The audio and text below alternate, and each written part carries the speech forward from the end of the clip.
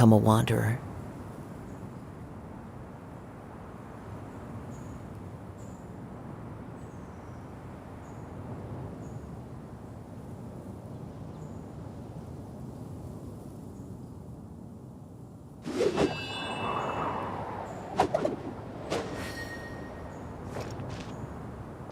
Hi everyone, I'm Mother, and today, at least tonight,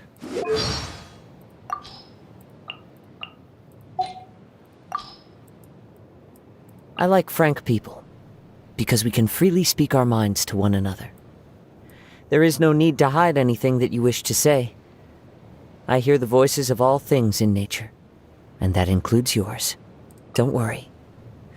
Even if the day comes for us to go our separate ways, I am certain that we will meet again, in some corner of the world. The fate that brings people together is not a cord so easily cut. first of all, the mission. Here.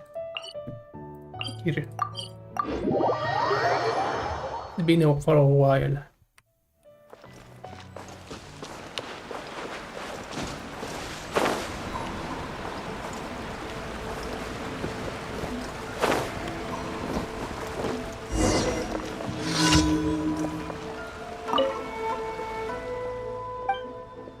Welcome.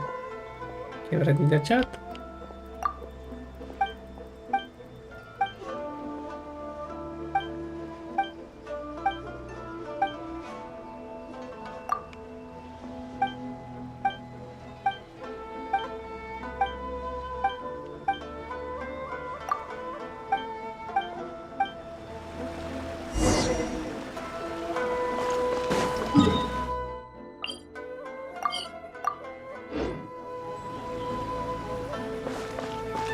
Here again.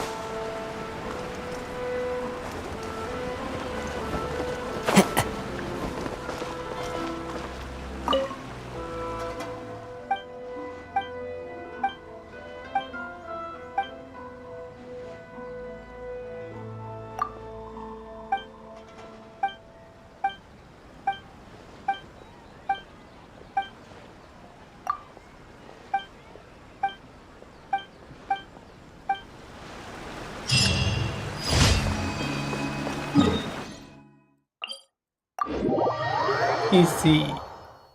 Just conversation.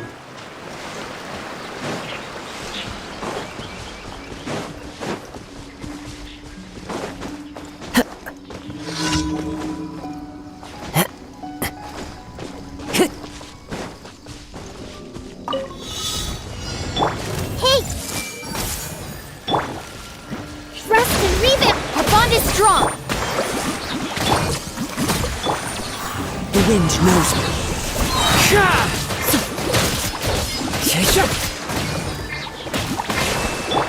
I see everything! Out of my way! Into the wind.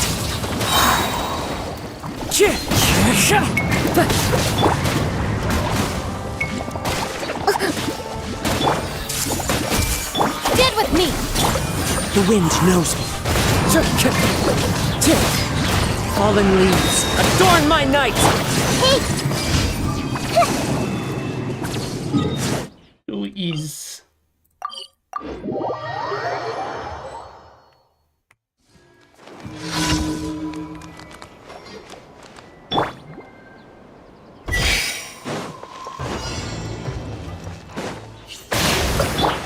One with nature.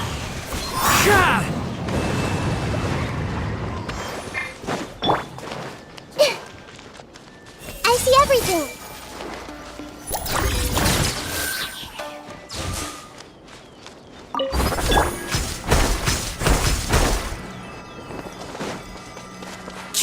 Follow the wind.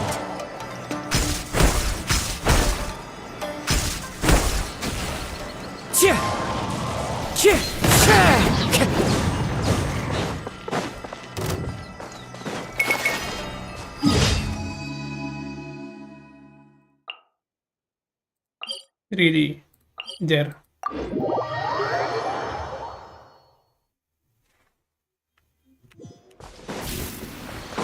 Time to go.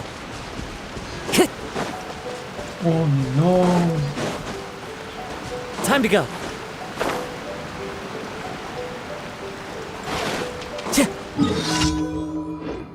Time for plug and play. The wind knows me. As one with wind and cloud. Everyone hold hands! Dissipate! I'll settle this! Billowing surge! Hold the line! Into the wind.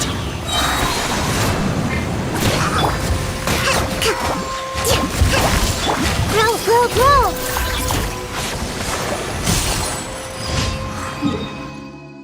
Ease.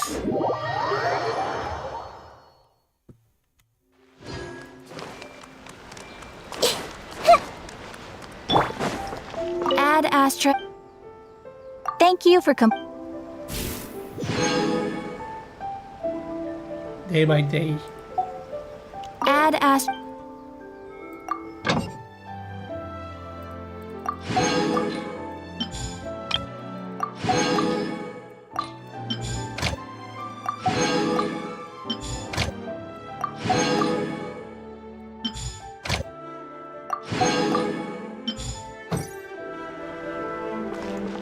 And now.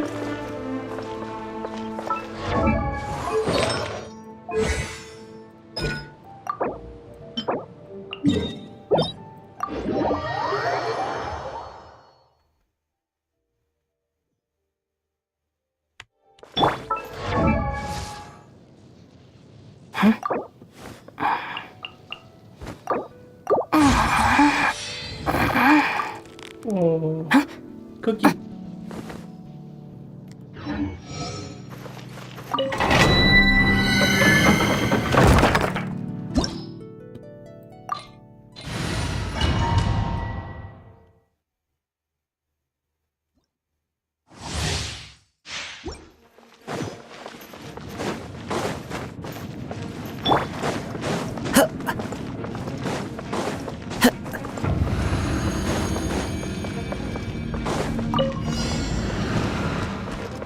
Rest and revive.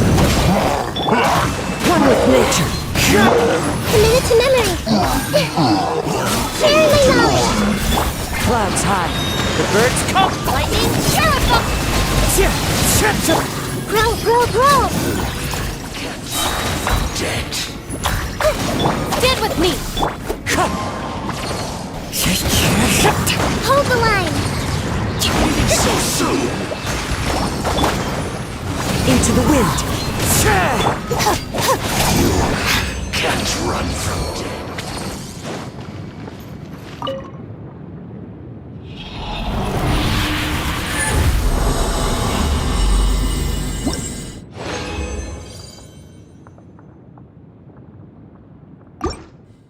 Oh, my fault. Time to go.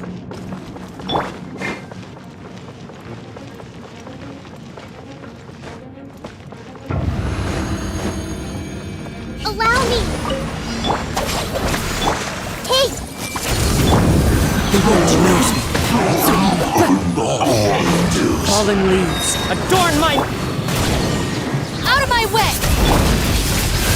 Make yourselves at home. What the? Too fast. It was literally too fast.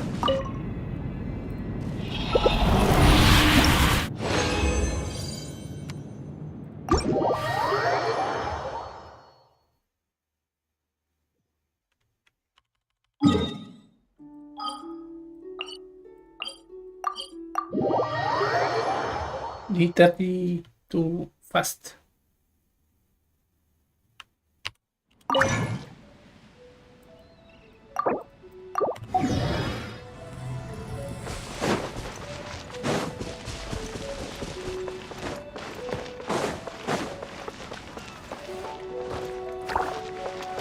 Oh, Toby. This realm is truly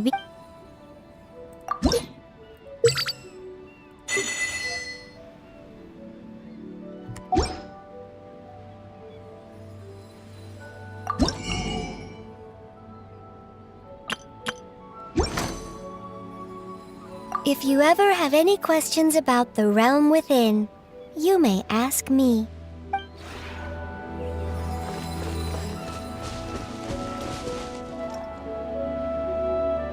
Oh, cutie.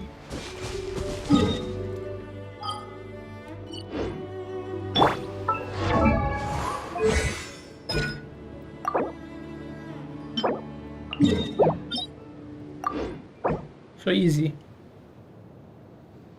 Just click on that. Let's go in my letter and show you.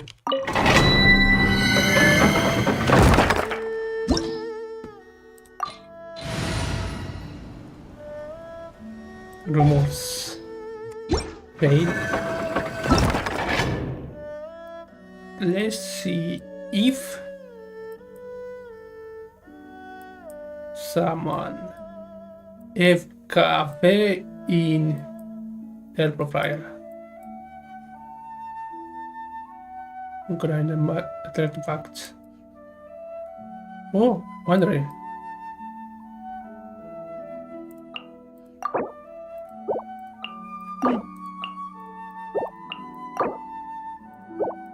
No cabe.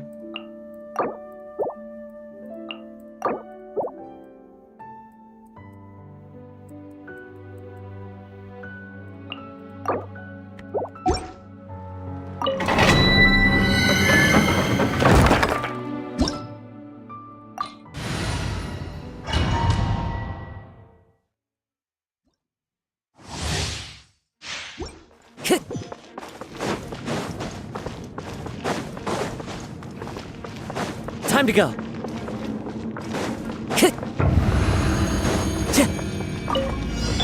Everyone hold hands!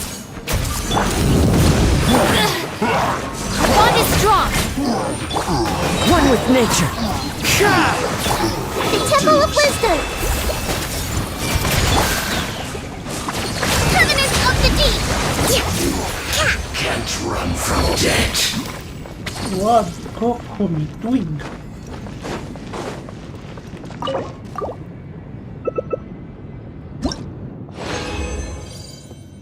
Wow. I need more of them.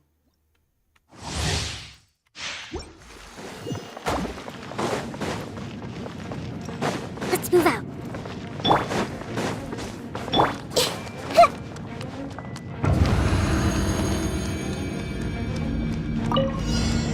I see everything. Into the wind. Clouds high. The birds roost. Sharing my knowledge. Oh,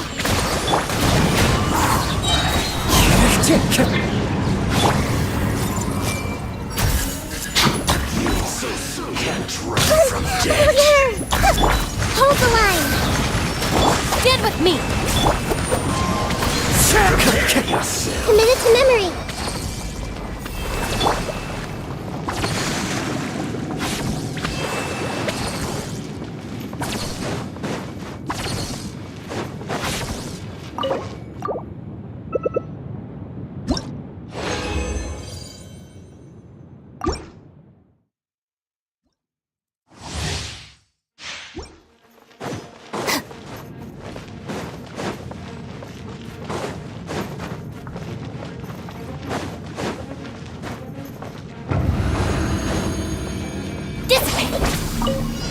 Allow me!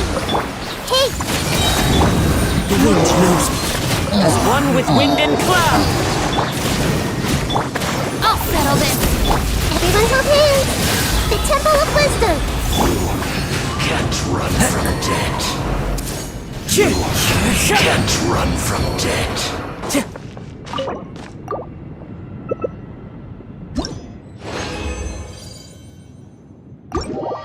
No way to see what to do.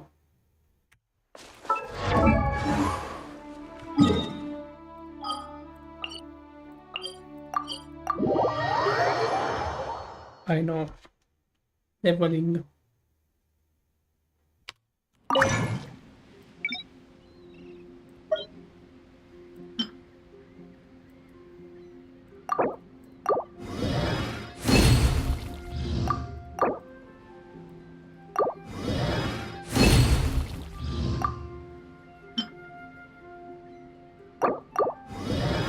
Oh, cool. I think we'll be enough. 3 more.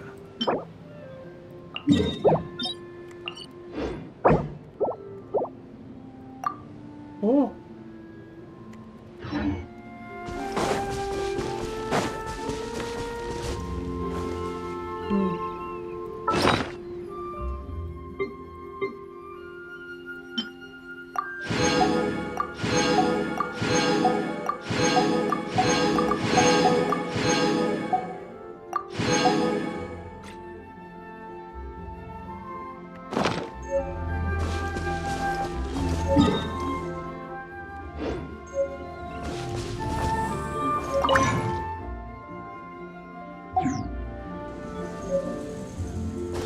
Time to go.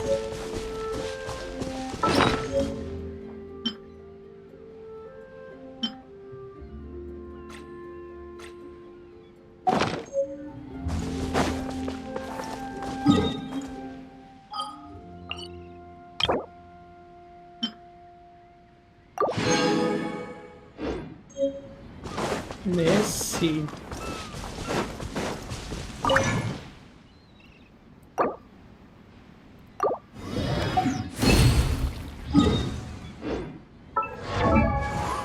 One more. 2 more runs.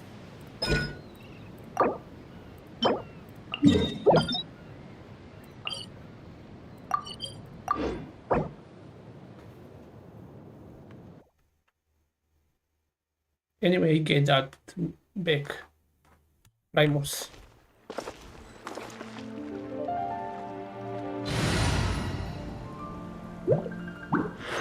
Wow. Just stop.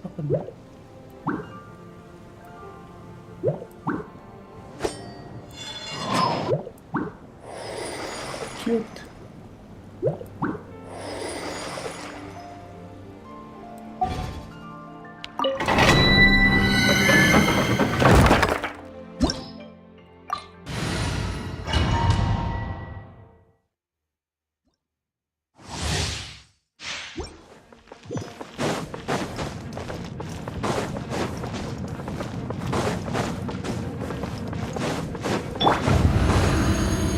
Stand with me! Trust and rebuild! Kate! Into the wind. Clouds high. The birds. Pay your dues. Make yourselves a home! Can't run from debt.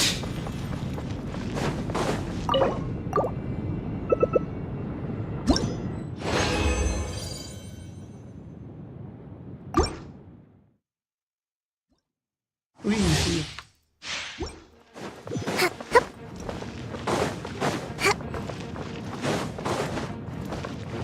Two is. Hold the line! The bond is strong! Everyone hold hands! Fallen leaves. Adorn my. The Temple of Wisdom! I see everything! Out of my way! Torrent, bring refuge! Run from debt. Let's move out.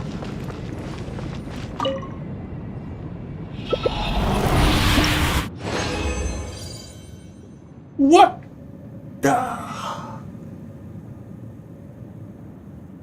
If it not was light, it was not resisted.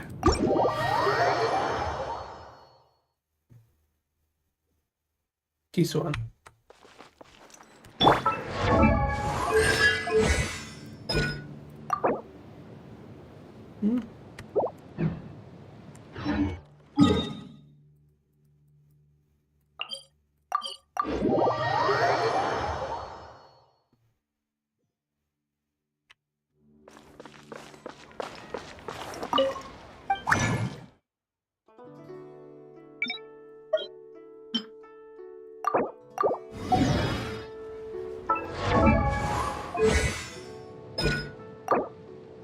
2 months. Cram name.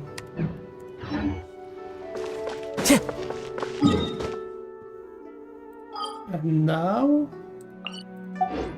we are waiting for something. Calling the Terrestrial Sea, Origim of All Waters.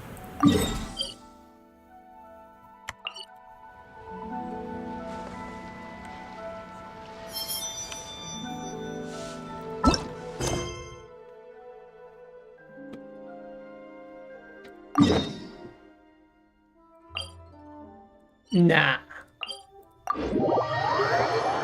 Not to teleport. Here. For reason.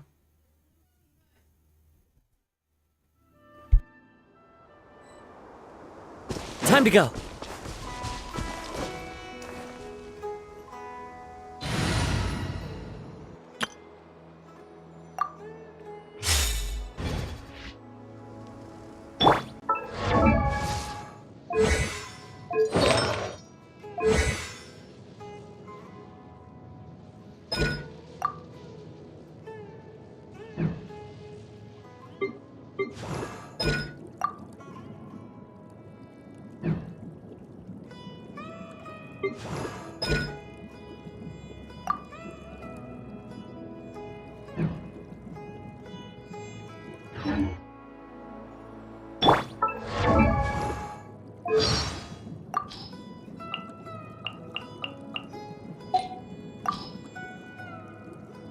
It's said that the depths of a person's heart run deep indeed. Yet, as the divine priestess of Watatsumi Island, it is my duty to strive to understand each person's thoughts. Let's start with you, traveler. What are you thinking about now? Let me take a guess. Wow. Cute. Kokomi. In my book, visions are symbols of aspiration, and aspiration is a precious thing indeed. This is exactly why the resistance was formed, to oppose the Vision Hunt decree. Aspiration should never be abandoned or forcibly taken away. Oh.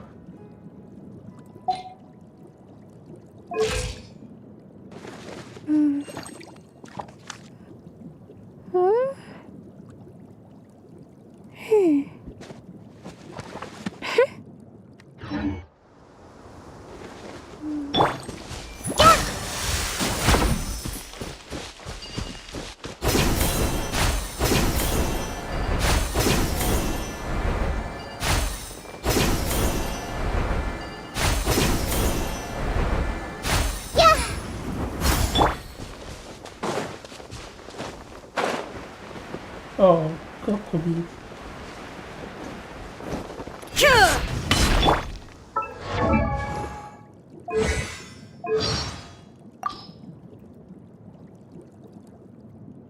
I simply love, among Yae Publishing House's various publications, the world below. I simply love Watatsumi Sango pearls. They're not just a source of income for Watatsumi Island, but a gift from the sea itself. Goro is an exceptional general. I must admit, Kujo-Sara is an opponent that cannot be taken lightly. She seldom employs cunning strategy, but her performance in open warfare... I have also heard of Guji Yae's. Now that the Vision Hunt decree...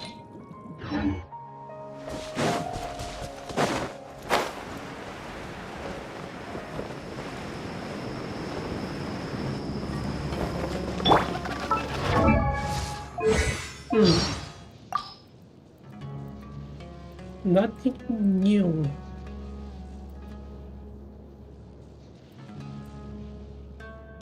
Oh, Beur. I admire her humility.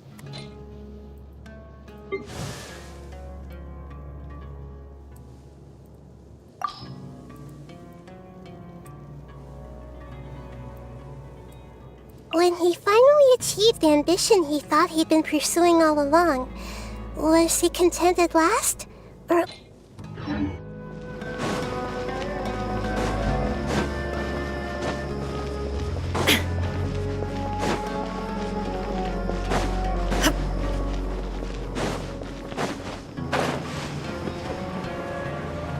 Caravan Ribat. Goodbye, Sumeru.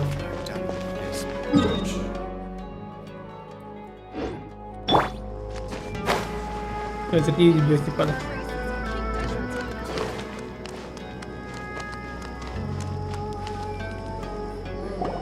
Good old caravan rebat.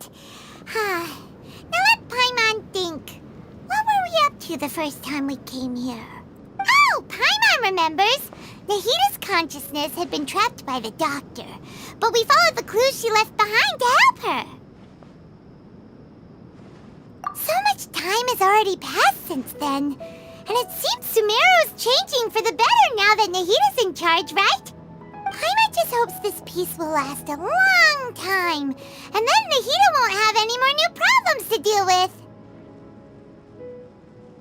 It's hard to say what will happen. Yeah, guess you're right. We somehow always find ourselves right in the thick of it. Who knows what will happen next? Come to think of it, maybe it's all because of you. Maybe you're just a magnet for trouble. Come on, Paimon.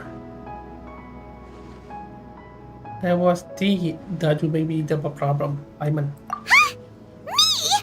Before Paimon ran into you, Paimon never ran into any trouble. At most, when she was super tired, Paimon got caught in some strange whirlpool and sucked out into sea. And even then, you fished Paimon out. Oh my! Anyway, for Nahita's sake, maybe we should think about heading to our next destination for now. Let's stop. Dane. Ah, look who it is. Running into you in a place like this? I can see you two still love wandering around. Oh, it's Dia!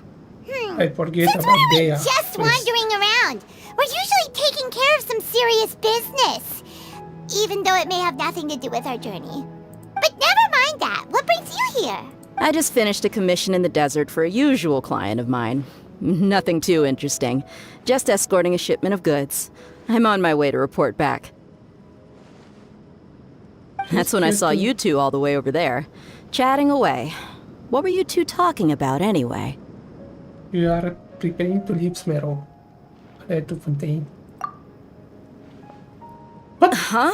You serious? Can't say I saw that coming. But you are travelers after all. I guess you'd never stay for too long in one place. Bumping into you like this will become a rarity. I'm starting to feel sad just thinking about This it. person. Look. Hey, how about I gather a few mercs to escort you two? What do you say? Thanks, but no need. Oh, Paimon had no clue you'd miss us so much. But don't worry, we'll come back to see everyone when we get a chance. Sounds good. All you need to do to get to Fontaine is cross this stretch of desert and navigate some waterways. Knowing you two, I'm sure it won't be anything you can't handle. So, when are you leaving? Journey should be spontaneous. Oh, wait a sec. Paimon just remembered there are still a few dishes in Sumeru that Paimon hasn't tried yet. Now, where's that list Paimon made?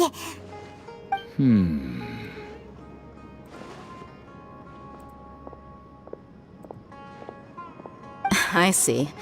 Guess you won't be needing a going-away party or anything. It's sad enough to see you go like this. Though, now that I think about it, Sumeru wouldn't be what it is today without you. Seems true heroes always prefer leaving quietly. By the way, should we go say bye to Nahita?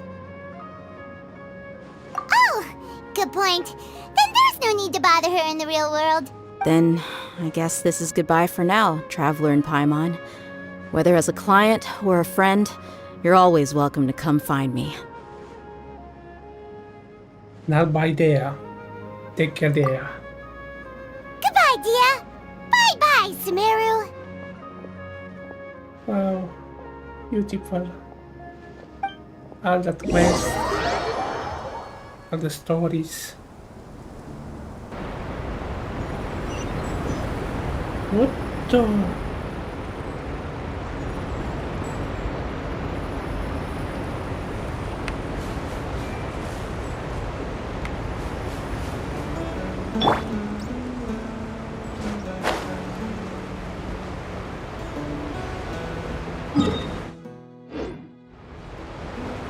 The fontaine.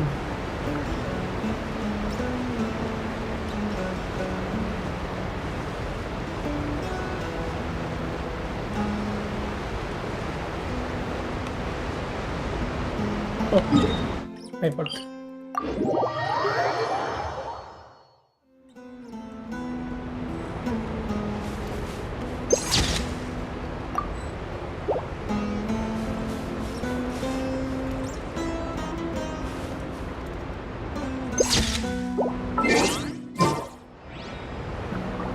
Have an idea.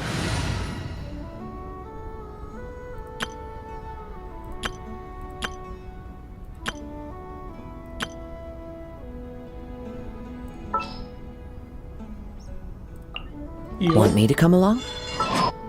not yet. Trainee Forest Ranger Kale, reporting.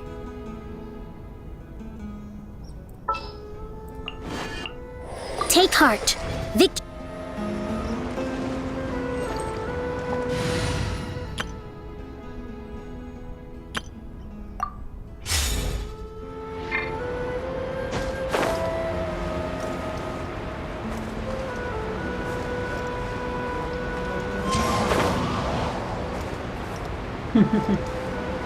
Atami Andara. No, Kazuma. Talking about Wanderer.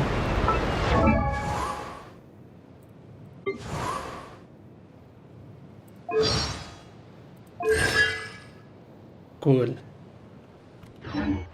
She was perfect.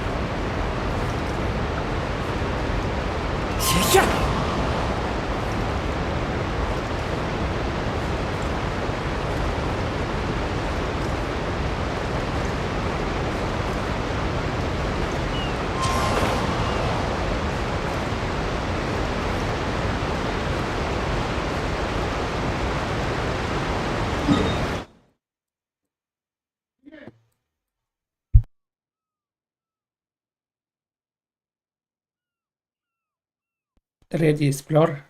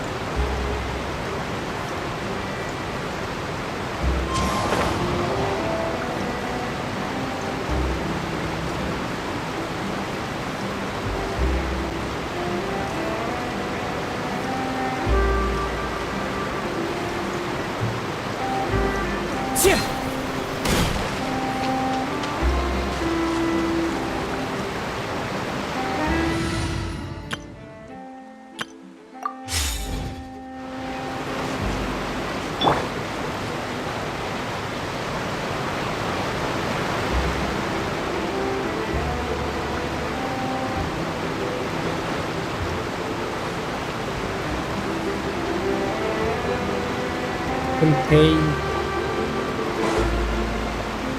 Whoa. After crossing all that sand and water, we finally made it! Oh, this must be Fontaine's port! Wow! Everything looks so advanced in Fontaine! Paimon's heard that the industry here is extremely developed, and there are all kinds of unusual machines! Just seeing the sights as a tourist is nice, but maybe it would be better if we found something to do! What do you think?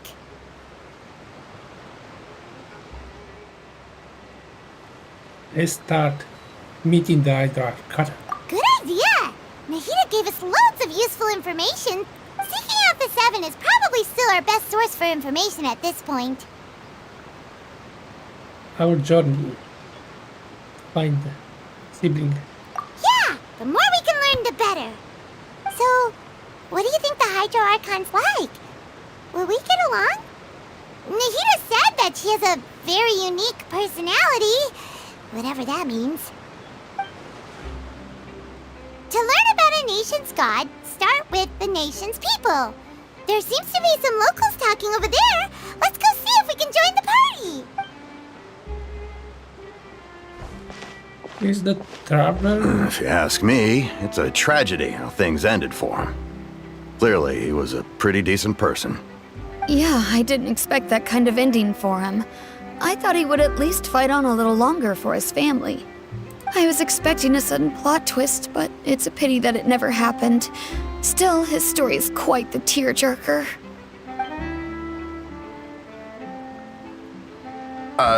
Excuse me. Can I help you two? I couldn't help but notice you standing here listening. Hi.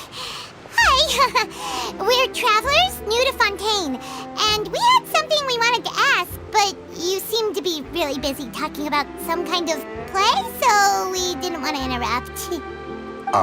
Play? Oh, no. We're talking about something that really happened.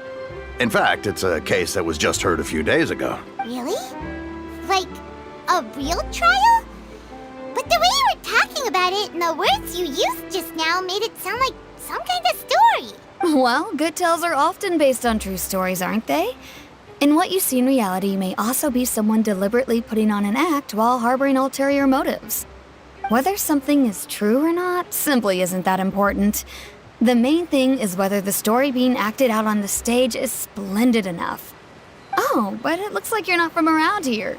You probably don't know that the Fontaine Court of Justice is called the Opera Epiclese, or more commonly known as just the Opera House. But, shouldn't court cases be treated a little more seriously than that? Not to question Fontaine's way of doing things. It's just that putting someone on trial is usually a very serious thing. No worries. Other visitors to Fontaine have wondered the same thing. You could say that we just don't want to waste the moving stories behind those cases. And as for your worries about whether the cases are treated with due reverence, we have the absolutely just and honorable Chief Justice Neuvillette, as well as the Oratrice Mécanique d'Analyse Cardinal, a machine created by the Archon. Between the machine and the Chief Justice, false charges and injustice are a thing of the past now.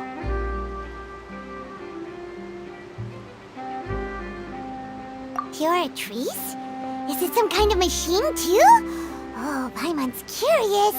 We should check it out if we get the chance. Wait, Paimon almost forgot to ask you our question. Do you know what we should do if we want to meet the Hydro Archon? Oh, that's easy. Just go to the Opera House. Lady Farina practically lives there. You could definitely say it's her biggest passion. I think what they mean is that they wish to speak with the Archon personally. In that case, I'm afraid it's going to be a tad more difficult. You'll have to make an appointment well in advance, and it'll depend on whether or not she has any time slots available. Oh. Get an appointment? Huh. Is the Hydro Archon super busy taking care of official stuff? Wait, didn't you say that she's always at the Opera House? No. Lady Farina seldom takes an interest with the nation's affairs. The reason it's difficult to make an appointment is simply because she's incredibly popular. That's right. After all, she is the Archon. Though she may tend to get a little dramatic from time to time, people can't get enough of her. Huh. First time Paimon's ever heard of an Archon being described that way before. Wait! Paimon gets it now! The Hydro Archon is kinda like a big celebrity here, right? Yeah, I suppose you could say that. Perhaps you could even say our mascot. Hang on. This is still Fontaine's Archon you're talking about.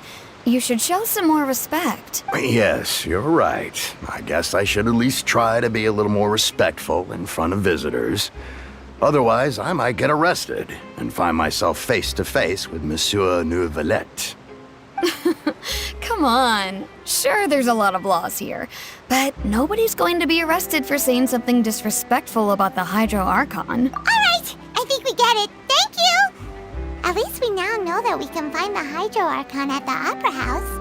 But who knows how long making an appointment will take? Guess we could have a look around the city in the meantime. Hey! What are you looking over there for?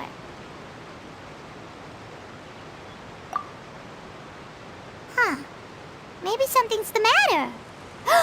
She isn't going to jump into the water, is she? Maybe we better go check on her. Oh no.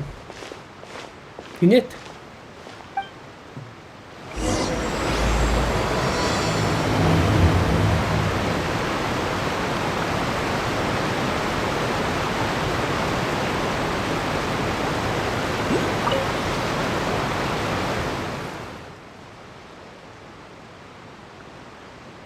What the? Hello there.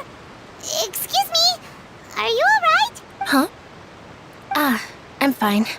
Thanks. Oh, okay then. We just noticed that you seem to be worried about something. About many things, actually. But there's nothing I can do but just keep my troubles to myself. I was just reminiscing about a place my brother and I would play when we were kids. It was just atop that hill over there. See? You're pointing at the sea. Wait, are you saying that you and your brother lived in the water? No, people call the waters around Fontaine a sea. It's actually just an inland lake that's filled with fresh water. And no, I can still see that hill clearly in my memories. Now, it's been completely submerged. He would skip and jump, tossing sand in the wind. The sun shone brightly, and the air was filled with the scent of the sea. But now, the water is gradually swallowing our memories. It won't be long before it swallows up. Sorry. Paimon doesn't really get what you mean. I don't believe we've had the pleasure of meeting. Are you Lynette's new friends? Oh, and you are? Thanks for looking after my sister. She often comes here to reminisce about our childhood, that's all. There's no need for any concern. Allow me to introduce myself. I'm Linny, and this is my sister Lynette. If I had to guess, I'd say you must be travelers from abroad. Nice to meet you. Paimon is Paimon, and this is the Traveler. We just arrived in Fontaine. We were just talking with your sister. Even though we didn't really get what she was saying. I see. It's unusual for Lynette to be so willing to talk with anyone. In fact, she seldom speaks at all. I'm usually the only one she ever talks to. Oh, really? Then you two are just like us. Paimon's always the one talking for some reason.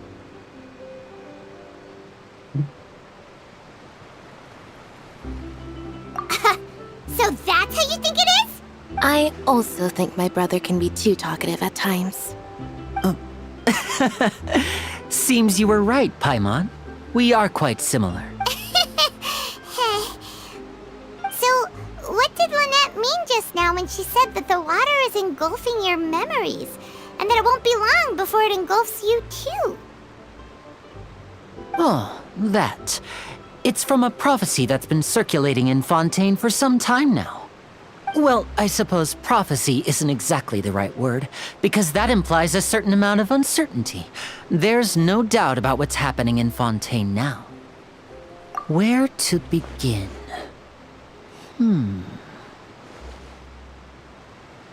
Let's put that question on hold for a moment. We still haven't formally greeted each other yet, have we? Did all the introductions earlier not count? Hello, traveler.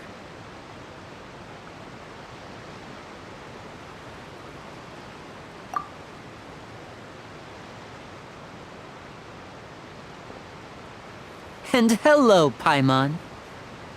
Hey! Why didn't Paimon get a handshake? You're not poking fun at Paimon, are you? Oh, Paimon. Please, don't take offense. Just consider it a sort of etiquette we have here in Fontaine when making new friends. You should remember it. It might prove useful. Oh, all right then. Well, Paimon's just happy to have a local friend now. By the way, we were just getting ready to go to the Opera House to meet the Hydro Archon. Would you be able to show us the way? So you're going to see Lady Farina? No problem at all. In fact, I was planning to go to the Opera House later myself. I'll gladly take you once I finish things here. Please follow me. Wow. Really good.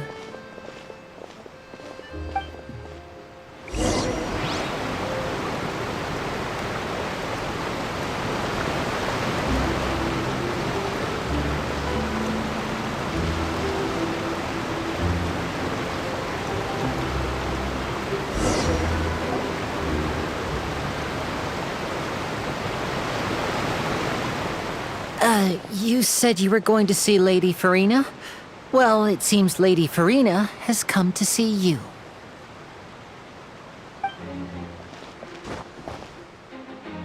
Wow. Really? Oh!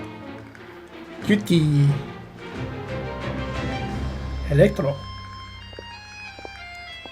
Oh my!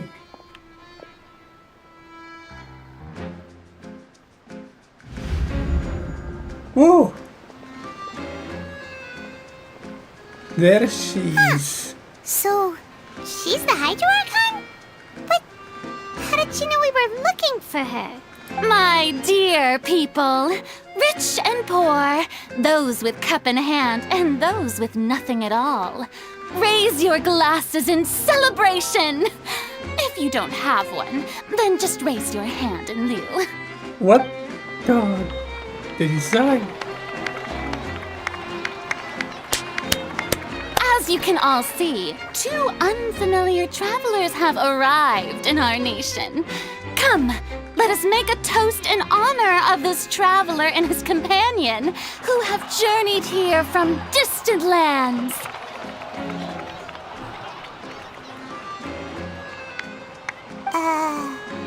Is she talking about us?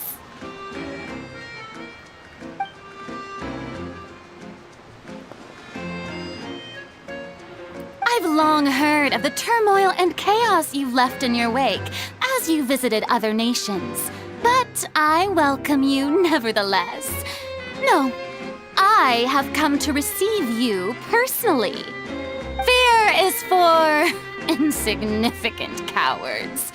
I am a god, and I will never entertain the notion of such meaningless wariness. You can be rest assured. I see clearly your sincerity. Of course, seeking an audience with me is the most sensible thing to do. It will allow you to truly behold my power and witness my authority. Intelligent people always gather under the correct banner. I, Focalor, hereby welcome you to the nation of Hydro and acknowledge the value and significance of your trip. Now, you may rejoice in this. Yeah, Paimon still can't believe it. Feels like we've only been here for a few minutes. But the Hydro Archon's entrance was, how should Paimon describe it? A little over the top? Miss Hydro Archon? How did you know we were coming? I see. As Outlanders, you inevitably lack even some of the most basic understanding. Don't forget that even the gods can be divided into the mediocre and the excellent. I suppose it's only natural for you to be awestruck by my abilities. You had best stop and consider. Do you really have the noble qualities and etiquette necessary to communicate with a god? All it takes is a flick of my finger for me to know everything about you. Whoa, talk about sounding high and mighty. Oh? What's with these looks? Perhaps the welcoming ceremony still isn't enough? What else should I say then? Is she waiting for us to start talking? Wow, I didn't expect to see Lady Farina here. What a surprise! Wait, does this mean they're the legendary blonde traveler? How did I not notice before? Hey, what's all the commotion? Oh, is that Lady Farina? Of course. That's the blonde traveler. The one all those stories are about. Lady Farina came here to... Ooh, I've got to see this. I knew... Yes, but don't get too excited now. My dear believers and spectators alike tend to get quite rowdy, and despite the noise, I've come to tolerate all their ruckus. You may consider this my reward to all of you. I have determined that there will be an epic duel between myself and this traveler from another land, just as you were hoping to see. Now she wants to fight? Aren't we getting a little ahead of ourselves?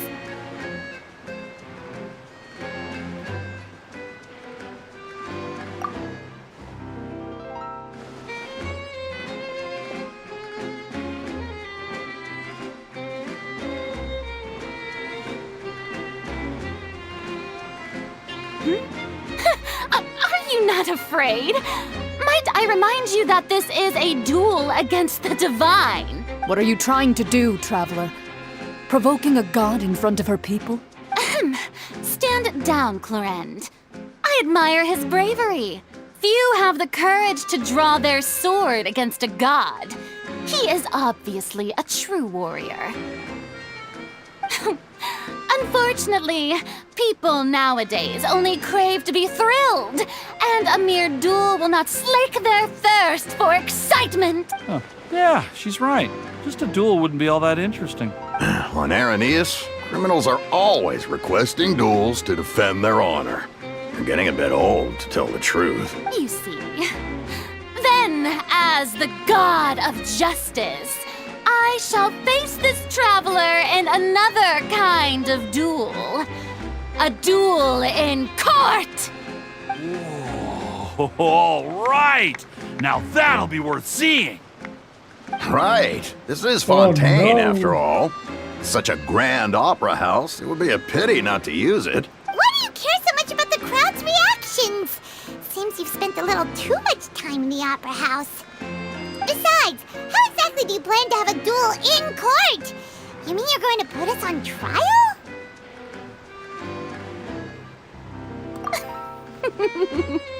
Oh, we have reason to put you on trial.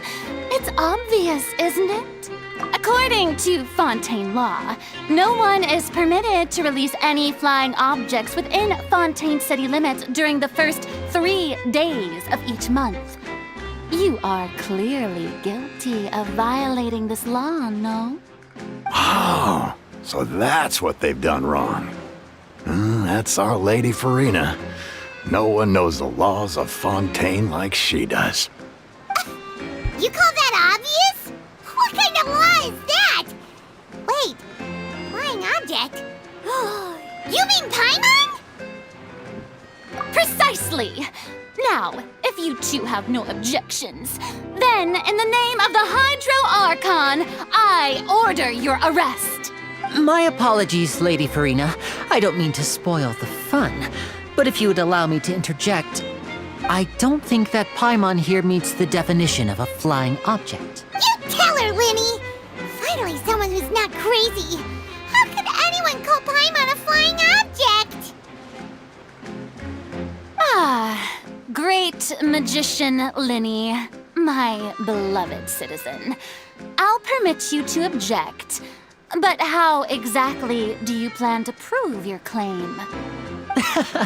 As a magician who just rained on your parade, I naturally should shoulder the responsibility of saving the show. So, with such an audience gathered here, allow me to perform a trick for everyone.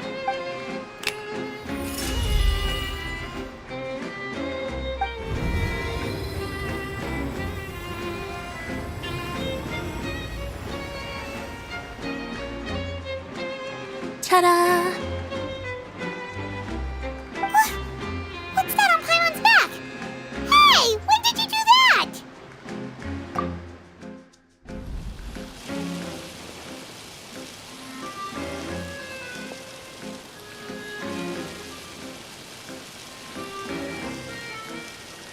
Oh, There. As you can all clearly see, Paimon should be classified as, well, something like a balloon. This rope has been in the traveler's hand all along. It was just that no one could see it before. Huh? You call that magic? You've got to be joking. I thought it was pretty good. Nice one. Huh. I'm not sure what to think. It seems Lady Farina's charges no longer hold water.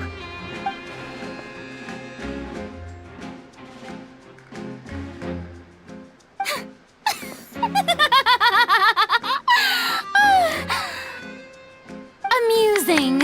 Very amusing, Linny. Just the sort of unexpected twist that I enjoy. With you here, today's performance can finally be called complete. Performance? You see all this as a performance? In which case, consider the matter of your trial resolved.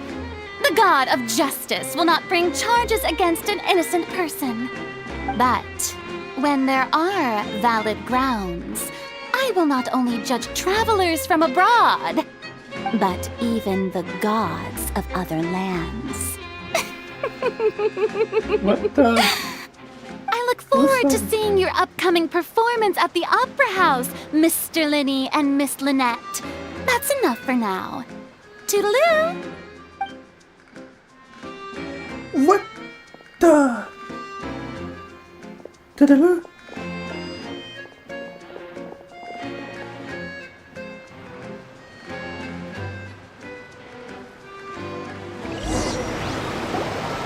And just like that, she's gone.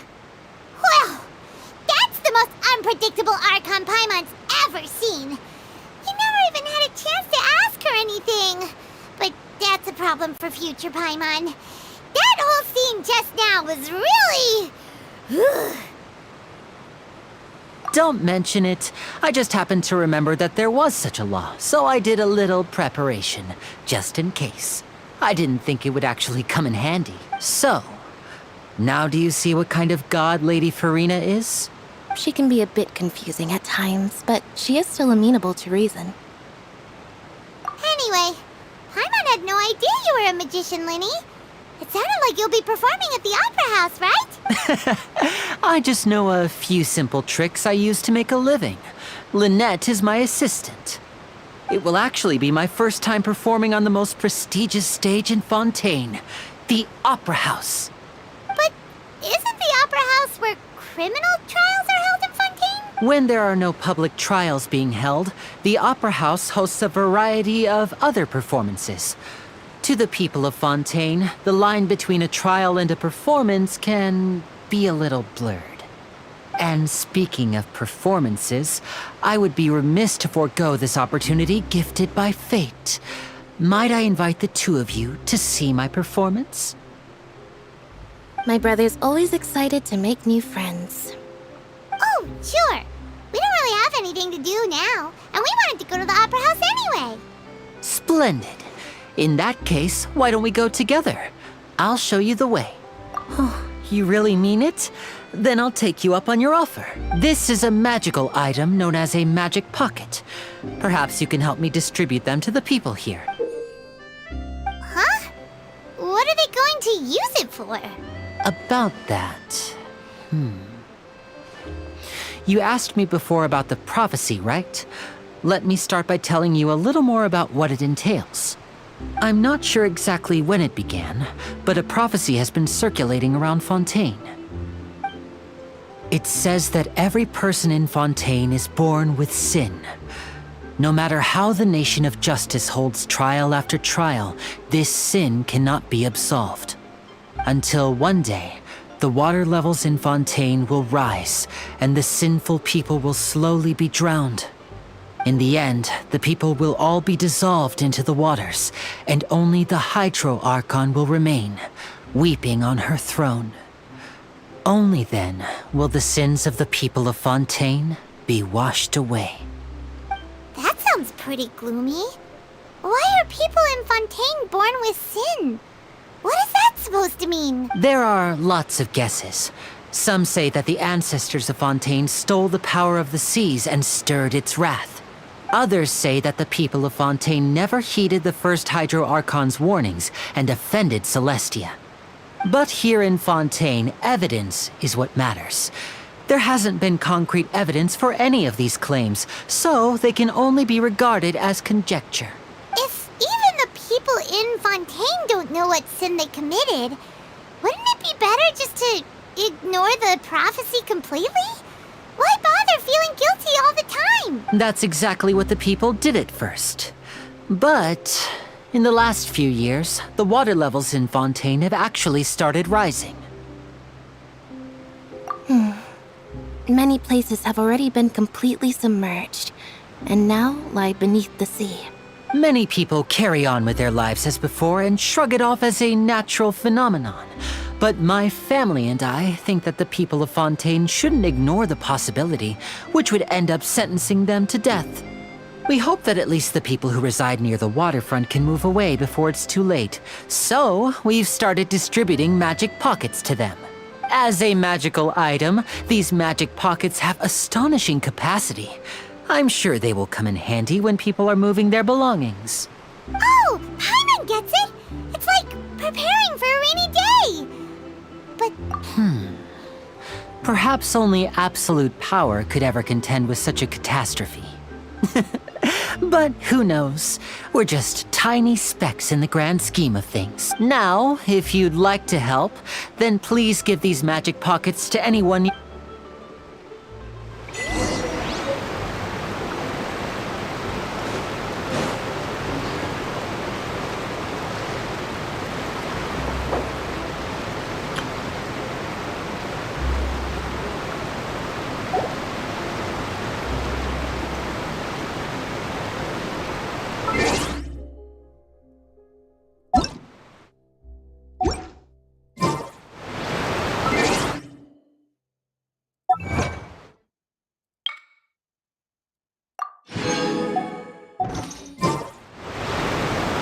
To survive. So you're the blonde traveler. Oh, a magic... Thanks. Please.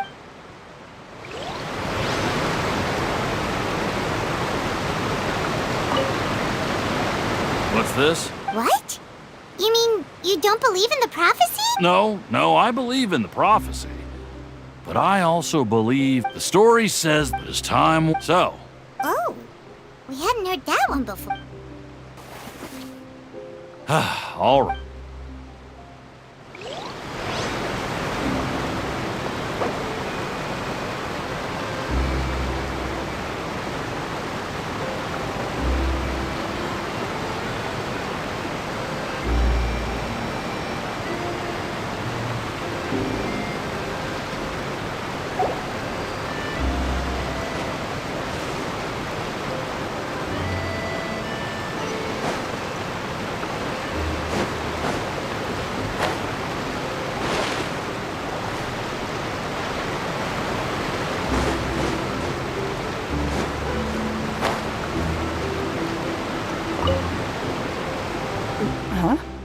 I don't want. Life is all about. You just...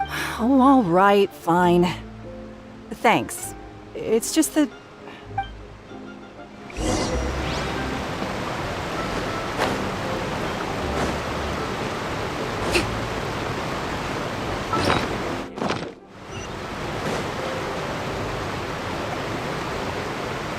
Oh? You already handed out all of the magic pockets? That was fast. So, what to... Yes, but that will change once disaster strikes. I know they'll change their minds, so it's only right to help them prepare. Is there anything else you need to do before we leave? Yes, one last thing. I have the magic pockets made by a workshop in the court of Fontaine. Since we're out and about, I was thinking about bringing him some more materials. So, you want to collect materials? Just tell... Oh, that would be much appreciated.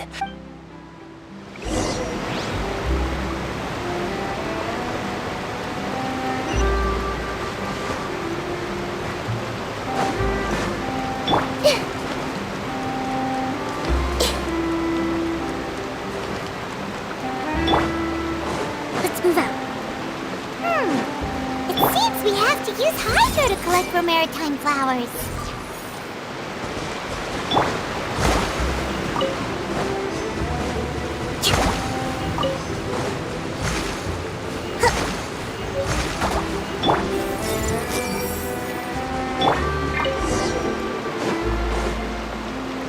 Allow me.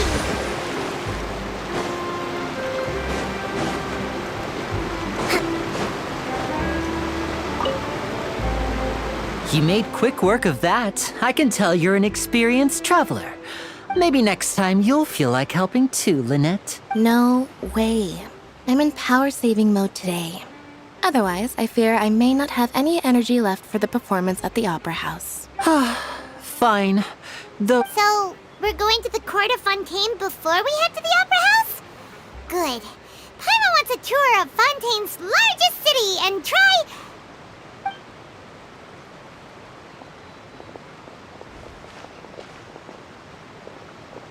Wait, shh. Have you noticed that person over there? The young girl. Huh? What's wrong with her? Paimon didn't notice anything.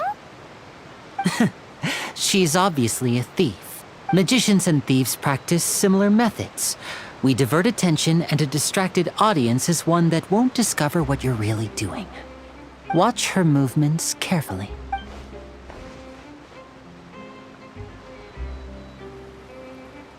Oh, he's right! Shh, keep your voice down. We need to think of a way to catch her, but it seems she's very alert. Perhaps we should split up. You two can ride the lift over there and wait up top. I bet that'll be her escape route if she tries to run. All right, let's go.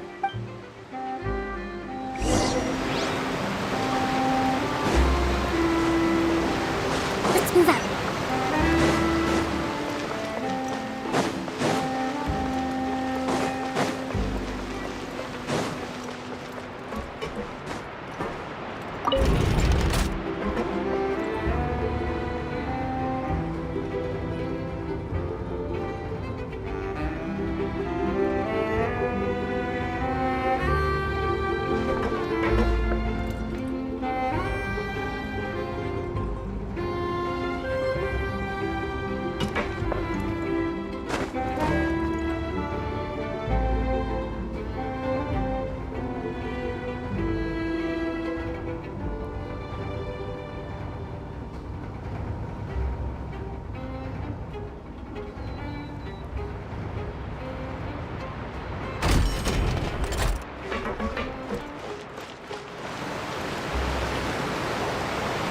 This is the spot where Linny wanted us to wait.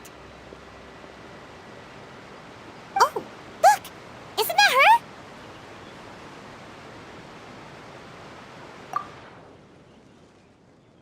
Oh no! Did she notice us? What should we do? Should we chase her?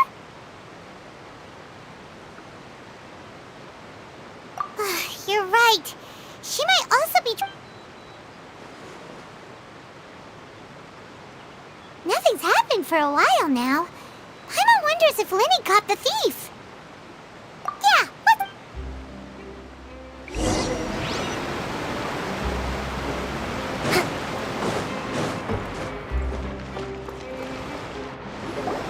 Are you sure that's all she took? You should check to make sure you're not missing anything else. No, that was all. Oh, I can't thank you enough. I didn't notice a thing Anyway, I should be going now. Thanks again. Oh, were you returning what the thief had stolen? That's right. Pity I wasn't able to catch her.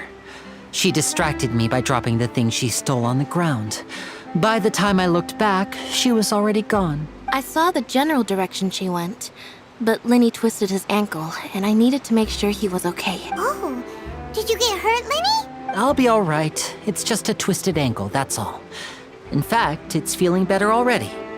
If you want to play at being a hero, at least try not to get hurt doing it. You're right. Sorry, Lynette. I have to admit that the thief was even more skilled than I had anticipated. But at least we were able to get the stolen items back, so it wasn't a complete failure. What a slippery little thief. Guess things turned out all right in the end, though. Linny's initiative paid off! All right, let's put this little detour behind us. We should go to the Court of Fontaine now.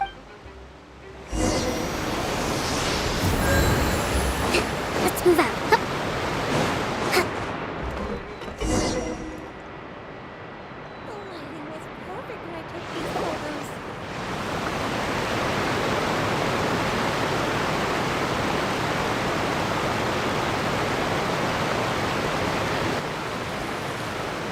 So, we ride this thing to go into the city?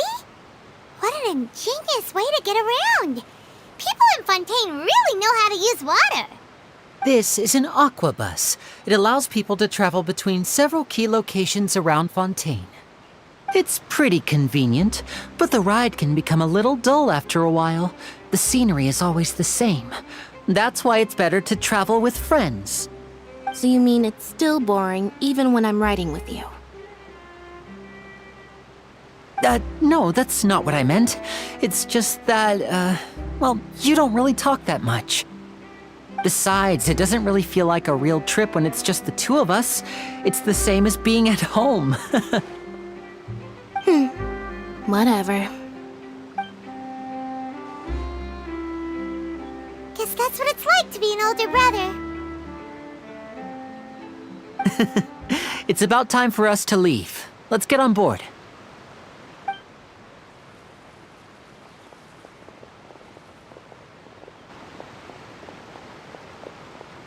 Whoa. Whoa. Wishies.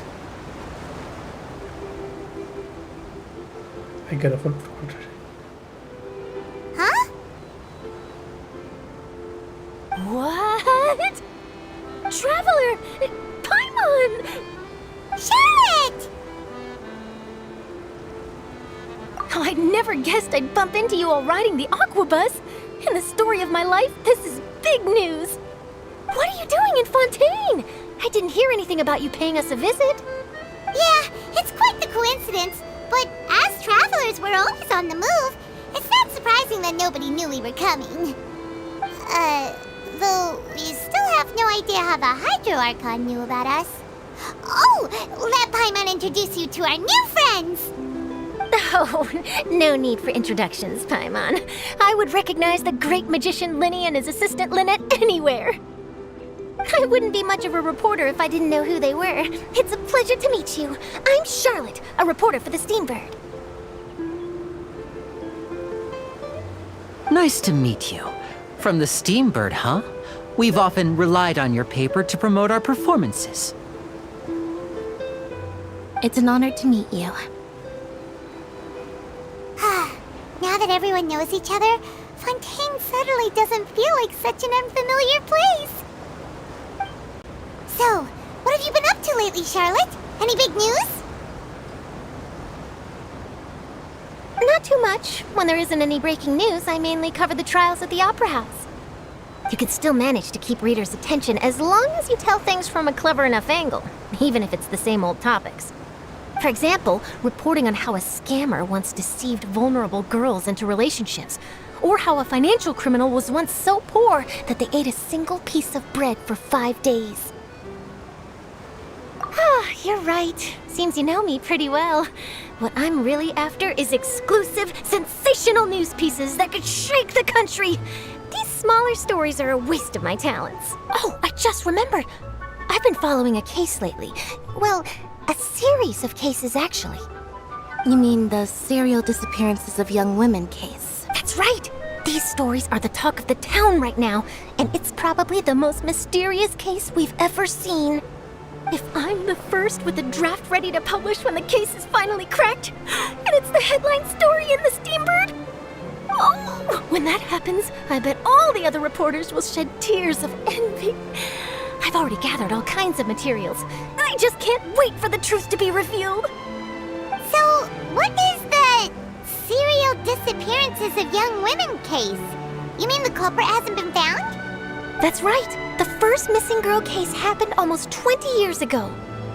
And ever since, after a period of time, another girl disappears.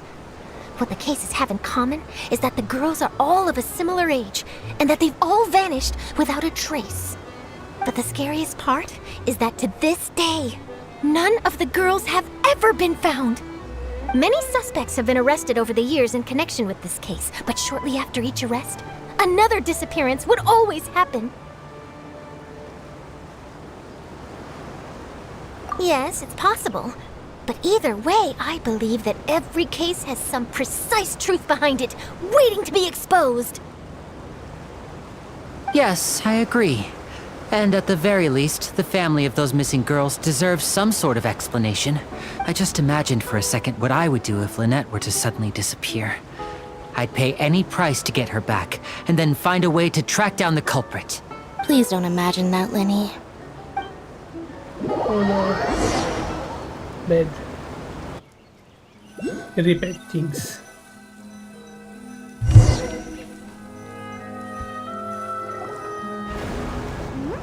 Hey, we're almost there! Look!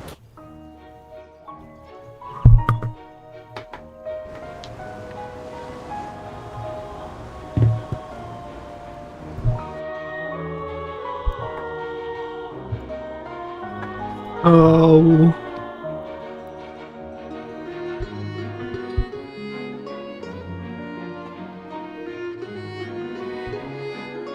Beautiful. Really beautiful.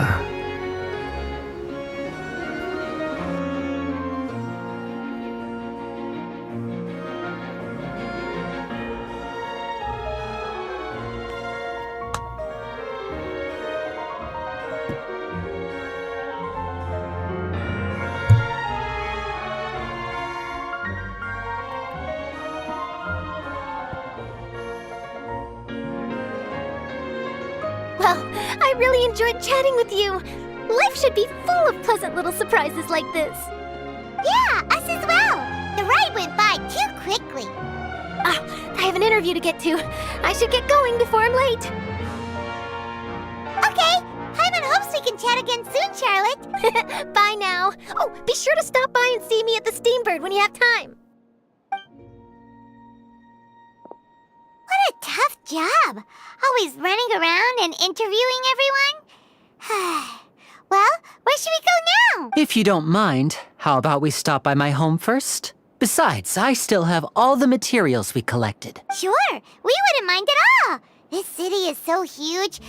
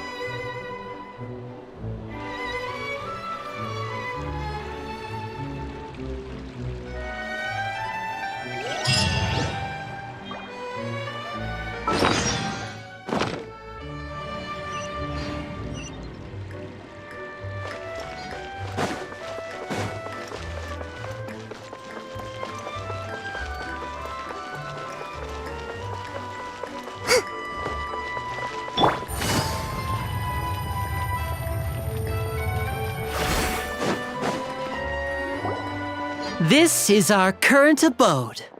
Ah, Fremine, you're home. Where did everyone else go?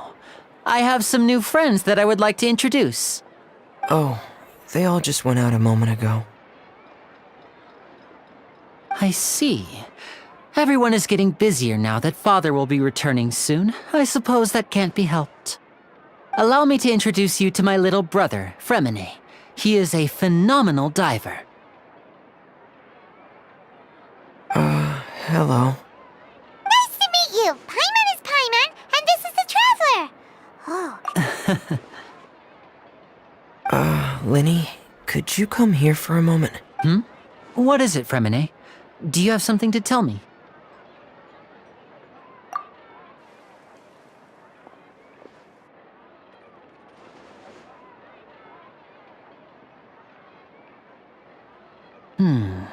Okay, I see. Is everything all right? Oh, it's nothing. We were just discussing a little housework. Sorry for the interruption. Oh, before I forget, the Traveler and I collected more materials to make magic pockets. Were you able to get any, Fremine? Yes, I went diving and gathered lots of materials. I was about to give them to you. That's our Fremine, always quick with the underwater work. All right, I'll take these to the workshop.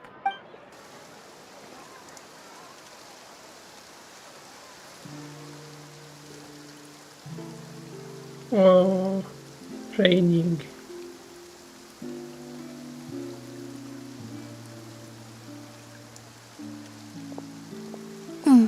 Looks like rain. Oh, you're right. But wasn't it clear and sunny just a moment ago? Fontaine's weather sure is weird.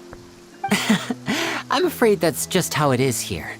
It often rains on days where there are trials being held in the Opera House, but don't worry, it'll clear up soon enough. What's wrong, Fremine? There's a legend about the rain that I tend to believe. It's said that a dragon of water once resided in Fontaine. Though we don't know where the dragon went, every time it weeps, the skies will cloud up and pour out rain, When I was a child, my mother told me that if I wanted to go outside and play, I should yell toward the sky at the top of my lungs. Hydro Dragon! Hydro Dragon! Don't cry! If it's an elemental dragon, then having the power to make it rain wouldn't be very unusual. Let Paimon try something. Hydro Dragon, don't cry!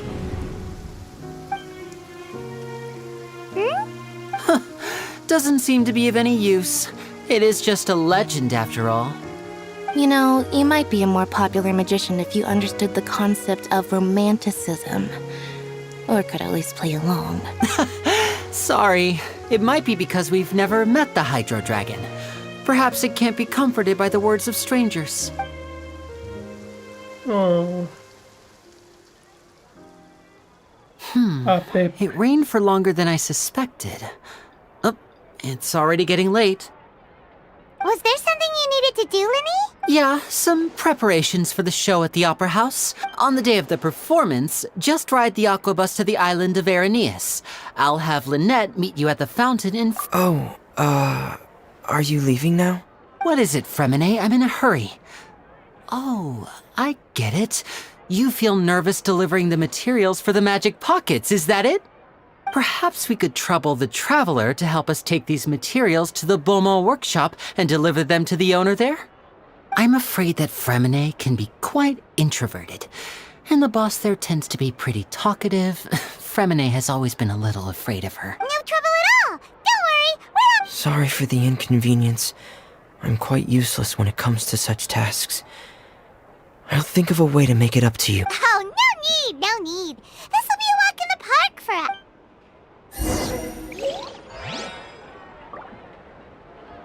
Thanks again, you two. I really can't deal with that lady.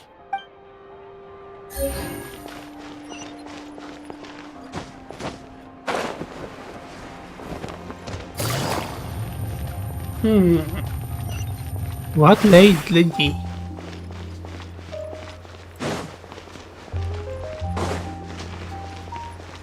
Oh, this one. Hello? Is there anyone here? Oh, hello there. New customers? Looking to buy, or do you need something made? Or perhaps you're just looking for a chat with me. Oh no, we're just here to deliver some materials. Here they are. They're for making... what were they called again? Ah, these must be for magic pockets. I could tell right away. No need. They've already prepaid several batches worth. When they told me what they'd be using them for, I even offered them a discount. But they insisted on paying the full amount, saying that I had a business to run. It seems both their hearts and their pockets are made of gold. Whoa. So, is Linny actually loaded? I can't say for sure, but who knows? Maybe there's good money to be made being a magician in Fontaine. Hey! Is this machine what you use to make stuff here? It looks really advanced. Why use your hands when a machine can do the work? It would be a waste not to use the latest technology, and wasting is a kind of crime. But where does a big machine like that get its power from?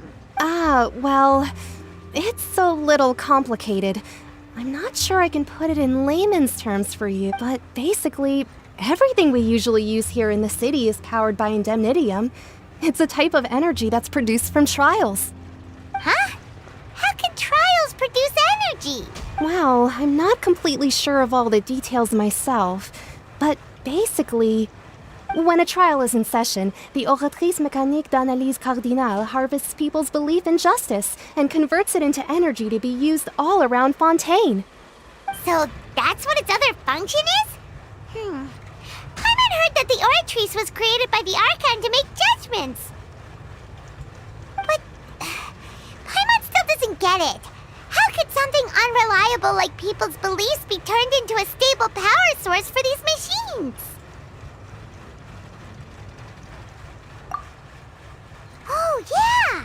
So that means the Hydro Archon relies on the machine to take the energy created by belief and turn it into power for all of Fontaine, right? Even though I've never heard anyone really put it that way before, It sounds like it makes sense.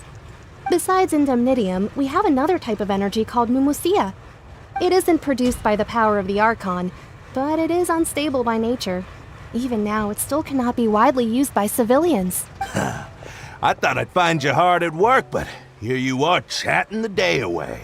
Since you're already talking, I'm sure you wouldn't mind a few words with me. You again? Didn't I already promise you that I'd have the more I owe to Confrérie of Cabriere by next month? Why are you hounding me now? Yeah, but how do we know that you won't go running off by the end of this month? I want 50% today. Wait, no, 70%. Huh? You... Seems business isn't so great for the workshop. Hey, hold on. Before you go around trying to collect payments, why don't you settle your own debts first? If Confrérie of Cabriere wants to poach clients from Northland Bank, that's fine. But I'm afraid you still owe the bank a hefty sum of mora. So why don't we work things out between us first, before you get back to your little conversation here? You're from Northland Bank. But we said we'll pay everything we owe next month. Why are you hounding me now? Traveler, Paimon! I didn't think I'd run into you here in Fontaine. What are the chances?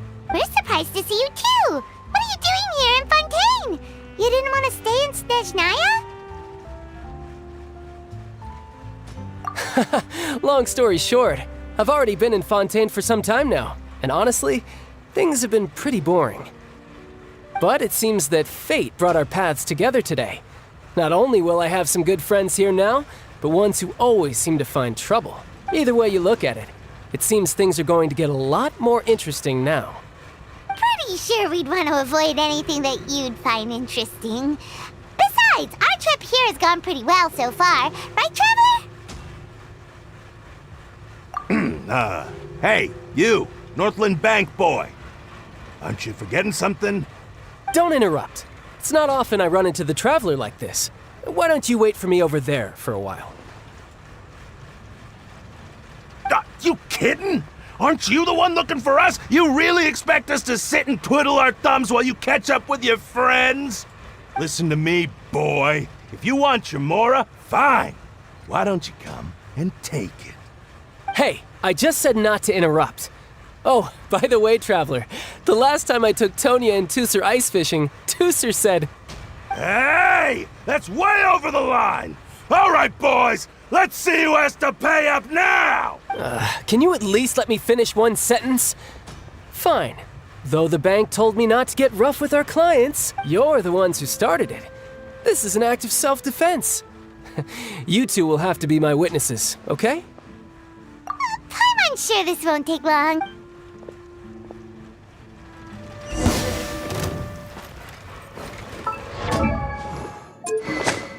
Oh.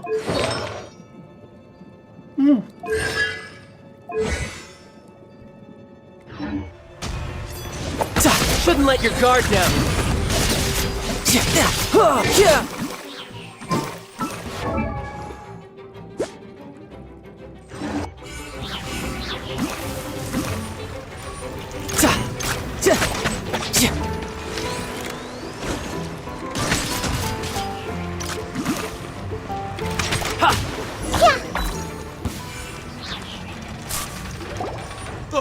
What's your deal, Brad?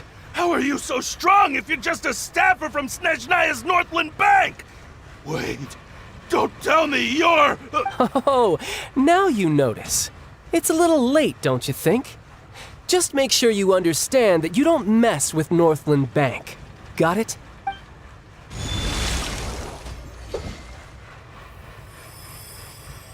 Huh? Now's my chance!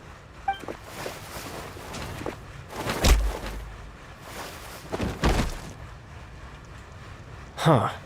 That was weird.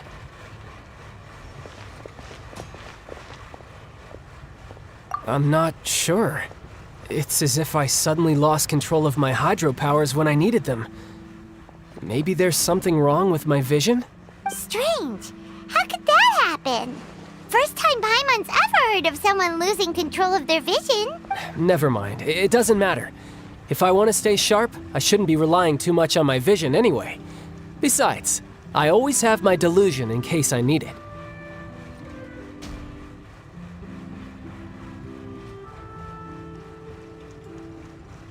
So what are you doing in Fontaine, child? And don't say it's work for Northland Bank. Well, I guess it's because I've been in a bad mood lately. Huh? What kind of reason is that? Wait, since when do you feel down about anything? I don't know. Maybe I still have a lot to learn about myself. But recently, there seems to be some sort of restless power stirring inside of me. And I don't know why, but every now and then I feel like I'm in a terrible mood. Maybe you losing control of your vision just now is connected with that power you're feeling inside. That is a possibility. I can't remember if I ever mentioned it before, but when I was 14, I fell into some unknown abyss. It was during that time I learned nearly all of my abilities. The one who took me under her wing and taught me was named Skirk. She was always quiet and very mysterious. Nobody knew where she came from or what she had been through, and she was always very strict when teaching me combat techniques. One time, I asked her why she was willing to take me on as an apprentice. From what I could make of her answer, it was because I had awakened it, and traces of it remained on me. She said that all my combat training would be useful in the future. But what is it? What did you awaken? She never explained that, but my guess is that it's related to a dream I saw when I had just fallen into that abyss. In my dream, I was in the deepest depths of the sea, and the boundless seabed was all around me. But in front of me appeared a whale that was so massive, I felt like I couldn't breathe. A whale? Oh, that sounds familiar! When we fought against you before, you summoned a huge whale that seemed to leap at us. Is that the one? That's just an abstract form of a whale that I create using my elemental powers. It takes that shape because the scene I dreamt of the whale has always been stuck in my mind. I'll never forget it. So you used the whale as inspiration for one of your moves? Huh. Seems a little twisted to Paimon. So why don't you just go ask your master? Maybe she knows the answer. You make it sound so easy. Ever since the incident I experienced there, I've never stopped searching for Master Skirk and that unknown abyss. But it's been years now, and I've still found nothing. There isn't even a trace of the place where I remember falling into the abyss. Oh, it sounds like some kind of ghost story. Yeah, I'm out of leads at this point, but there's nothing more I can do. It seems that strange encounters in this world tend to be elusive like that. Oh, seems the time really flies when I'm talking with you. I just remembered I have somewhere else I need to be, so I should get going. What? More work for the Northland Bank? No, it's more of a personal appointment. Lately, I've been sparring with some of Fontaine's official champion duelists whenever I'm feeling bored. Official champion duelists? You mean it's their job to duel? Yep, in Fontaine, before a criminal goes to court, they're given one chance to defend their honor by requesting a duel with an official champion duelist. The champion duelists are all-powerful fighters selected from among the nation's best, and the duel itself is a no-holds-barred fight with no specified stopping point. So engaging in such a duel is regarded as a symbol of defending your honor. If a criminal manages to win the duel, they'll be acquitted, but if they lose, they'll have no choice but to stand trial. And the worst-case scenario is that you're simply killed in the duel. Though it's rumored that Fontaine has a death penalty, from what I can tell, no one has ever been officially sentenced to death. So really, the only people who opt to duel are those who have suffered a grave injustice in being accused, or those who greatly value their honor. Otherwise, why gamble with your life? So, do many people actually get out of their trials by winning the duel? Apparently, it's exceedingly rare for anyone to actually win. Fontaine probably enacted this system as a way to show that the nation respects the honor of its citizens. Besides, none of the champion duelists are to be trifled with, which is exactly why I was itching to face them as soon as I got to Fontaine. Apparently, the one I'm meeting today, Clorend, is the strongest of the champion duelists, I had been asking her for some time before she finally agreed to face me today. Well, that's child for ya. Paimon feels like we heard that name somewhere before. Oh, before I forget, I want you to have this. Huh? Your vision? You're seriously just giving it away? I'm just worried that it could become uncontrollable again. I'd be pretty upset if it got in the way of my duel, so I think I'll be better off without it for now. Besides, I just need you to hold on to it for a short while. I'll come retrieve it when I have some time later. Paimon knows what you're up to. You just want an excuse to come talk to us again, don't you? Whatever gave you that idea? That sneaky guy. He said he's been feeling down lately, but he seemed the same as ever to Paimon. Well, seems we don't have much to do for now.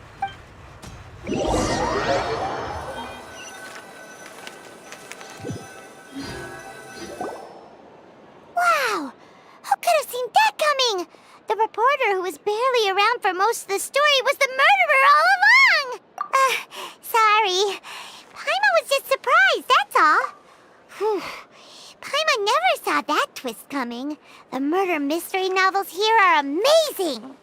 The whodunits here in Fontaine are a lot different than the light novels you see from Yai Publishing House. Both have their merits, but Paimon thinks this style of novels are more, well, novel. It's so exciting to reach the moment when the mystery is uncovered, especially in the one Paimon was just reading. You should buy a copy and read it too.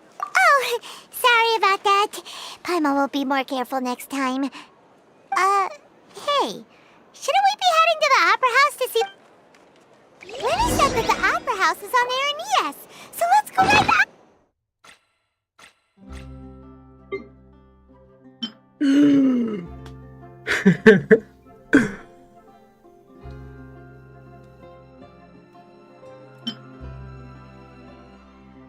Oh my child.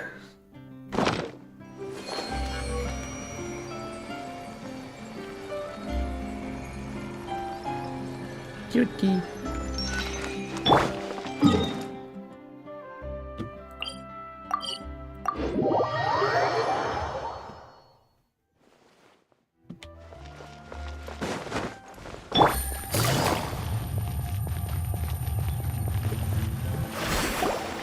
Whoa! Now this is fancy! The Opera Epiclese. What a place to hold a performance! No wonder Linny and Lynette were looking forward to it. Huh. Looks like there's a lot of people standing around the fountain up ahead. Oh, Archon, please bless us with a bright and healthy child. We pray. I don't know why you always feel the need to ask so much. I'll be happy as long as our child is healthy and lives a peaceful life. I guess if they're our kid, then there's no doubt they'll turn out smart. Maybe this is one of the customs in Fontaine. There sure are a lot of couples here. Vache. Huh? What's wrong? Vache. Vache. No, Paimon didn't say anything. Are you hearing things? Welcome to the Fountain of Lucine. All the water flowing through Fontaine converges here. It's customary for newlyweds to come here and wish for children. Lynette! You scared Paimon! When did you get here? Lenny asked me to wait here for you, remember? Right. What do you mean? There are a lot of people here right now. Hey, you're not trying to scare Paimon, are you? Besides, it's the middle of the day! I see. I might be able to tell you. In fact, you might not be imagining things at all. I suspect that what you heard is a result of your hypersensitivity to the hydro element. Others in my family have had similar experiences. It's because of his sensitivity to the hydro element? But what would hearing a voice have to do with elemental power? When do you cry, Paimon? Wait, what? What does that have to do with anything? Just answer me. When do you cry? When Paimon's really sad?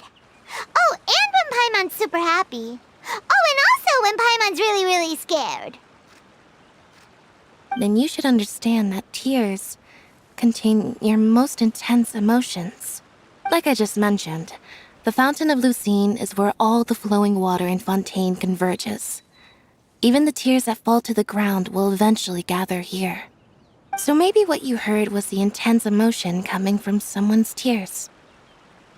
So, what did the voice say? Huh. If you were hearing their emotions, then Paimon wonders what happened to them. Rather than worrying about them, we should worry about my brother first. Oh. Don't let that calm look of his fool you. He tends to get pretty nervous just before a performance. So chatting with Linny might help him relax a little before he goes on stage. Oh, right. That makes sense. Let's go in and see Linny.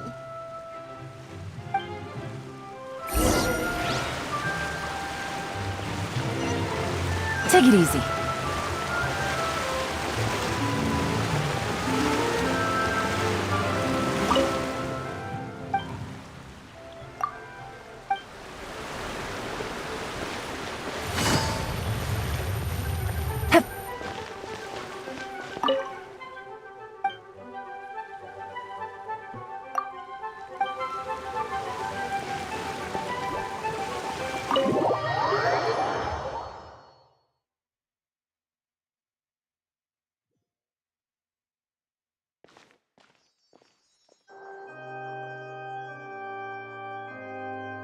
Traveler and Paimon, good to see you.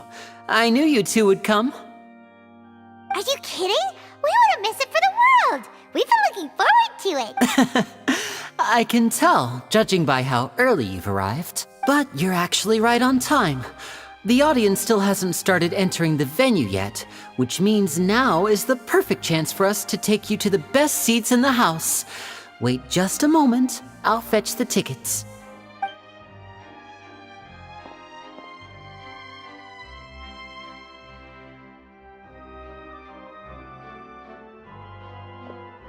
The Opera House has assigned seating, so you always have to make reservations. I've already reserved your seats, and here are your tickets. Ooh, front row seats! Thanks, Linny! Don't mention it. There's no need to keep thanking me. Hey, Linny! Could you come over here and take a look at this? Coward. Oh, I'll be right there. Cow. Seems there's an issue with the stage props Coward. over there. That's Cal, my assistant, calling me. I'll go lend him a hand. Yeah, we'll just go to our seats. You go ahead, Linny. It's a cow.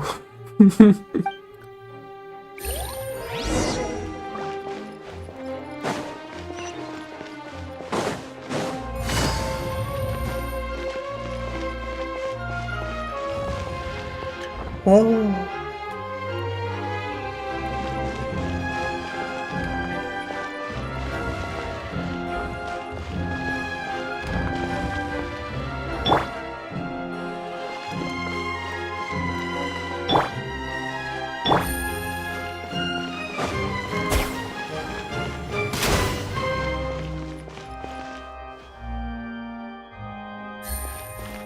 Wow.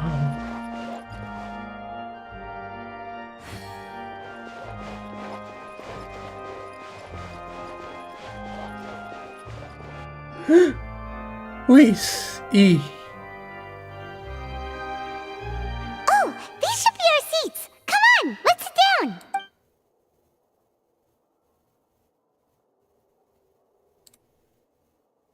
Huh?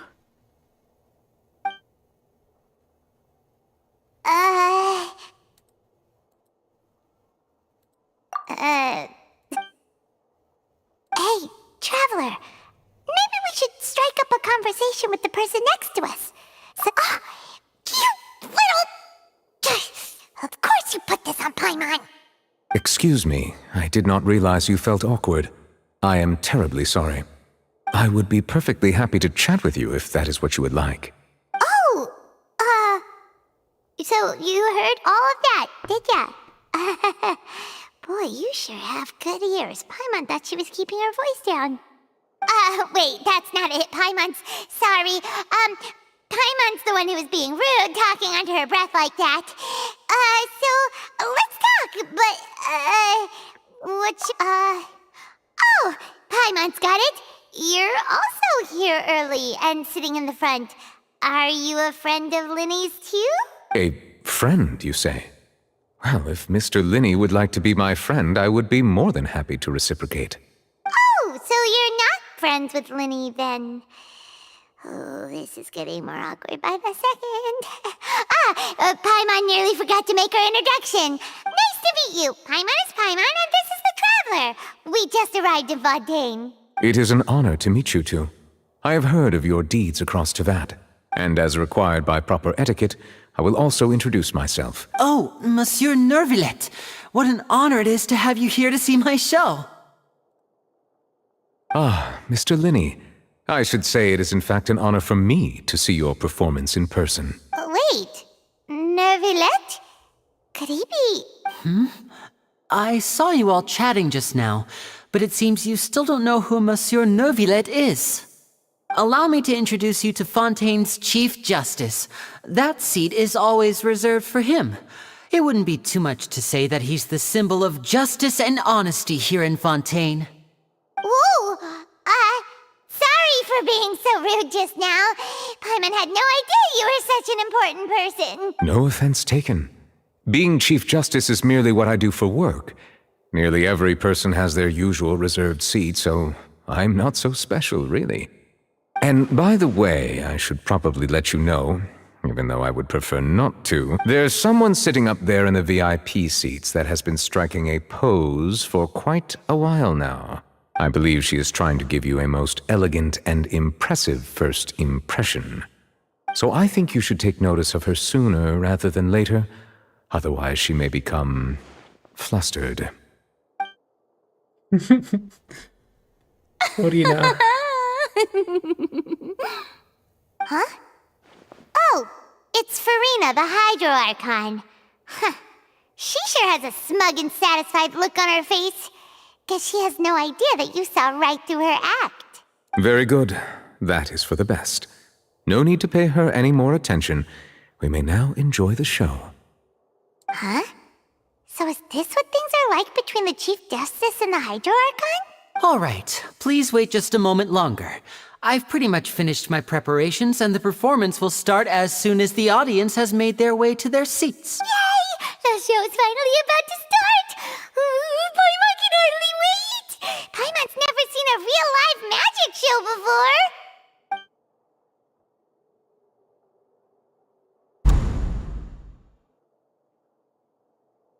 Oh! They're dimming the lights! The show must be starting!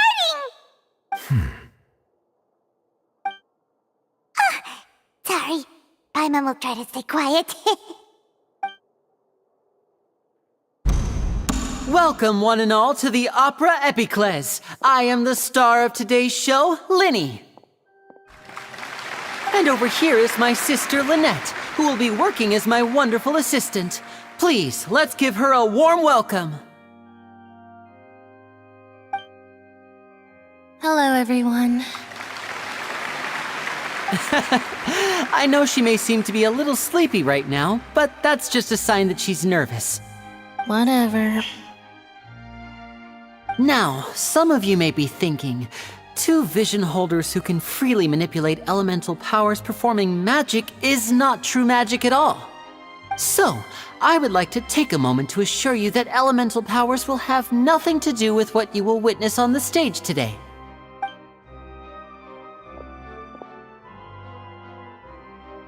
Both Lynette and myself have removed our visions for the show. That way, even the gods won't be able to help us. Oh, good point. That's what makes the show real magic. Now, without further ado, let the show begin. Lynette will now exit the stage to make some preparations.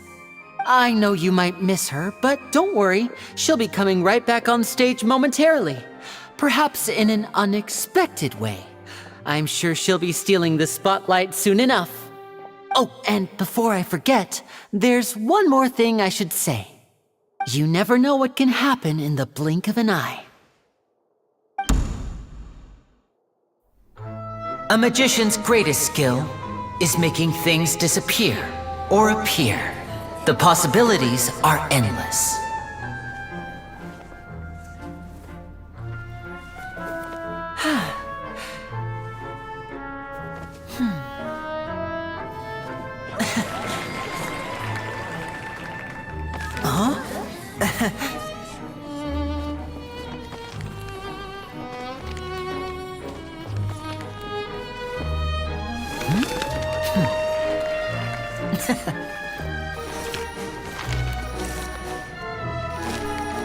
But this isn't what you came for. These little tricks, you've seen them all before.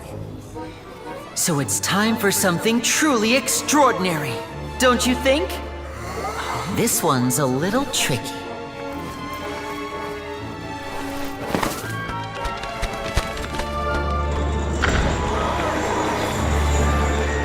Using this water tank, I shall make my sister vanish completely, right before your very eyes.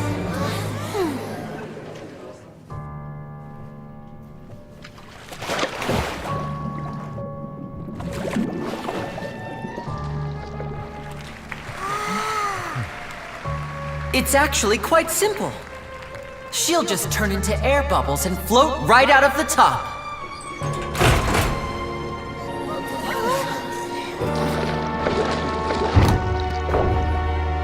Oh no! I told them to check all the props carefully. With the lid on, even air can't escape. An amateur magician would be getting very nervous right around now. Luckily, it's me on stage, so let me show you what a true virtuoso can do.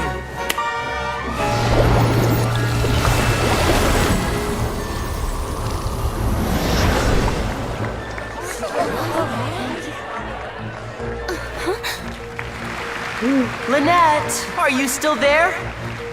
Don't go too far. We don't want to use up all our magic. Hi, I'm back. Uh-huh.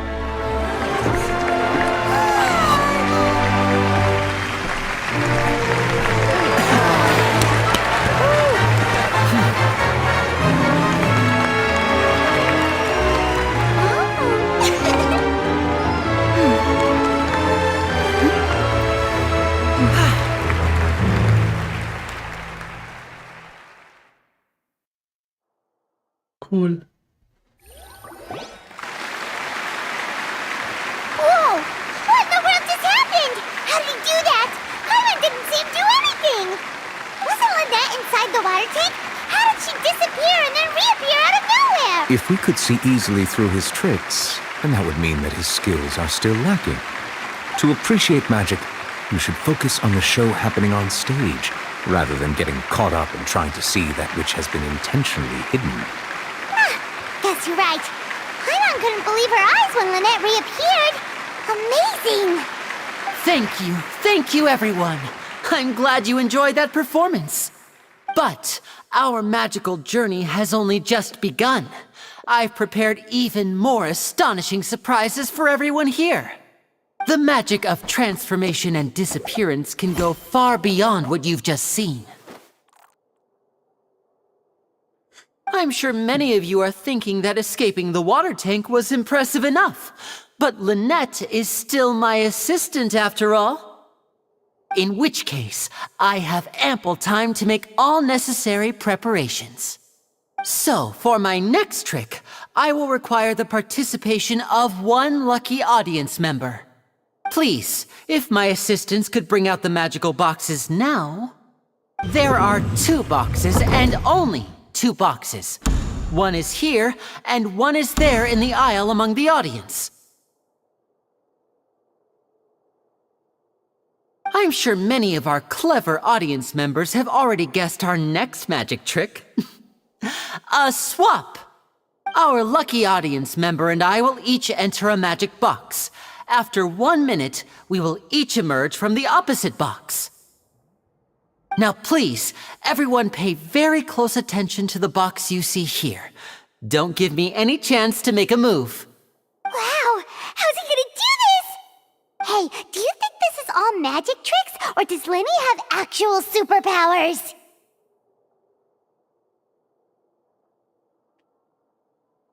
The lucky audience member will be generated by this random number selector. It selects numbers entirely at random. Even I don't know who will be chosen to participate. Now then, let's begin. Let me see. Oh, row 7, seat 3. Congratulations! You now have the chance to experience magic firsthand for an entire minute. Please, come forward.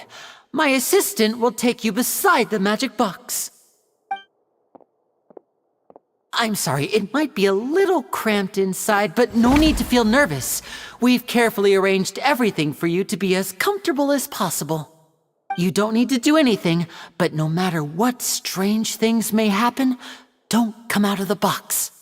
If the magic is interrupted, who knows where you might end up? You might even find yourself in the Fortress of Meropide. Oh, okay. All right. Before I enter the magic box, there is one more thing I need to ask the audience to do. Could you all give me a countdown? Like this. 60, 59, 58. Just keep counting down. You can go a little faster or slower if you like. I won't be able to see anything in the pitch black box, so I'll be relying on your voices to know when time is up. Oh, and no tricks now. If you quickly count from 60 in just 30 seconds, then I'll be in a tough spot. Ooh! Paimon kinda wants to count faster after hearing him say that! No, that won't do. I can see it in your eyes. You still can't be trusted. Let's practice together. Come on, repeat after me. 60, 59, 58. 60, 59, 58! That's right, perfect. Keep it going. All right, I'll see you all on the other side once you've finished counting. 54, 53, 52? Huh? Why aren't you counting, Nervalet? I am counting in my head. I think things are exciting enough in here as it is. Merely a consequence of my identity and personality. Do not worry about me. Just enjoy. Oh, all right. You looked so serious that Paimon thought you might be feeling uncomfortable or something. 40, 39, 38! Mr. Linney, are you all right in there? Is everything ready? Yes, I'm fine. I'm just double-checking the direction of the magic. It would be a disaster if we get sent to the wrong places. For example, mid-air right above the audience. Even though he's saying that, Lenny doesn't seem nervous at... Ah, what was that noise? Did you hear it too? Not sure. Anyway, it doesn't seem like anyone's worried about it. 25, 24, 23! What's wrong, Mr. Linney? I can still hear you moving in there. I seem to have accidentally knocked over a decoration. I'm trying to fix it, but it's pitch black in here. I can't tell left from right. Never mind the decorations. There's no time for that. The show is what's important. No, that's unacceptable. I want my show to be perfect. Don't worry, we still have 20 seconds. Hear them counting? 19, 18, 17! It seems things aren't quite going as planned. I apologize, everyone. It feels like you're all starting to count faster, but that's all right. I know it can be tiring to do such a long countdown. 10 seconds and change is still plenty of time. 10! Almost there now. Whew. Swapping two people is harder work than you might think. Even a master magician like me can't guarantee I'll get it right the first time. Hey, wait! Is this the back one? I can't tell. They both look the same inside. Huh? No, that's not it. I'll try again. 7! Hey, slow down! Honestly! 5! 4! 3! Whoops! That doesn't count! 0!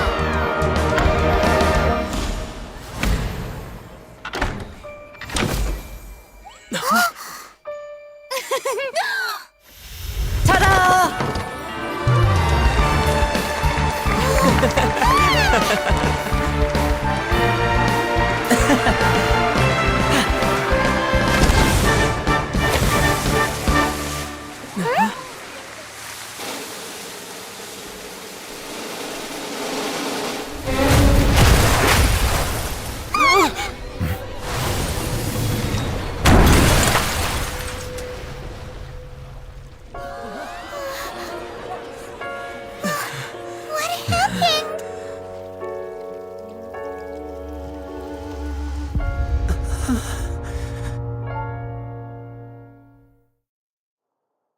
Oh my.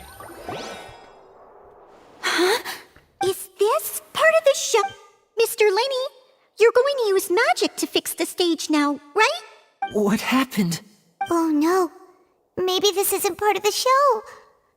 The girl was still in that box, right? This performance is over. Medical staff with me. Guards, secure the scene and detain all the performers. Seal the exits. No one. Yes, that's right. If this was just an accident, then we must investigate the cause.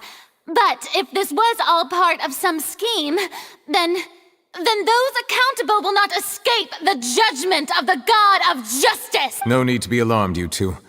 We'll get to the bottom of this soon enough.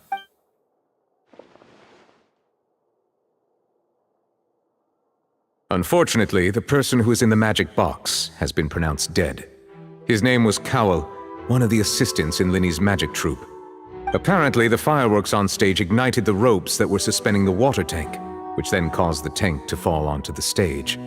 As of now, we are still not sure why we found Cowell in the box, rather than the guest from the audience. And after an initial search of the area, the guards have confirmed that the girl is nowhere to be found. It appears that this incident was not merely some mishap with the performance, and there are many indications that it is connected with the case of the serial disappearances of young women. That's the case that Charlotte mentioned before! I know the truth. I can see through the whole thing. Really, using such a shallow and obvious mystery as his finale. Did he really underestimate us that badly? I say that our powerful magician, Mr. Lenny, is now the prime suspect for the serial disappearances case. Huh? Why me? This whole thing was an accident. Oh, this all occurred during your magic show, did it not? The missing girl disappeared after being chosen, did she not? The deceased is one of your assistants, is he not? Now that I think about it, that whole speech about magicians making things disappear was nothing more than a provocation, a bald-faced... That can't be right! How can Lenny do this? He was in the box on the stage the entire time! We can even hear his voice! Besides, before the show, he told us that he would like to catch the criminal behind the disappearances! He couldn't possibly mean catching himself! Save discussion for a later time, please. Lady Farina, may I assume that your comments just now constitute an accusation against Mr. Lenny and his associates, and that you are pressing charges? Huh? I just think that he... Well, I think it might be a little early to talk about formally pressing charges. But what Lady Farina said just now makes perfect sense. Looks like she's gonna personally deliver justice. A kidnapping and murder carried out under the cover of a magic show. Lady Farina said it all. I mean, of course, my dear people. But what excites me even more than the obvious truth before our eyes is the opponent I'll be facing. That's right. I mean you, Traveler. You'll support Lenny, won't you? After all, he was the one who helped you the first time we met. Then there's no problem at all. You know, the Traveler and I already had a duel the first time we met. But with Lenny's help, our little duel ended in a draw. But draws really are the most boring possible outcome. So, no more draws. Between the two of us, there must be a clear winner and loser. And what better place to hold such a riveting showdown and decide the true victor than here, on the grandest of stages, the Opera Epiclese. Huh? It wasn't a draw. She obviously lost last time. I understand. Charges have now been pressed, and as such, a trial is in order. Well, Traveler, seems Lady Farina has set you in her sights. But putting her dramatic rhetoric aside for a moment, I would like to ask you, Are you willing to act as Mr. Linney's attorney and defend him in this case? Very well. The trial will be held a day from now in the Opera House. Both sides may investigate the scene to build their cases and search for the truth. Linney and his troupe are all potential suspects and shall remain within the Opera House. The audience may begin to leave in an orderly fashion once they have been cleared by the guards. A day isn't that long. Let's see what kind of case this big shot outlander can build in such a short amount of time. I'm really quite looking forward to hear.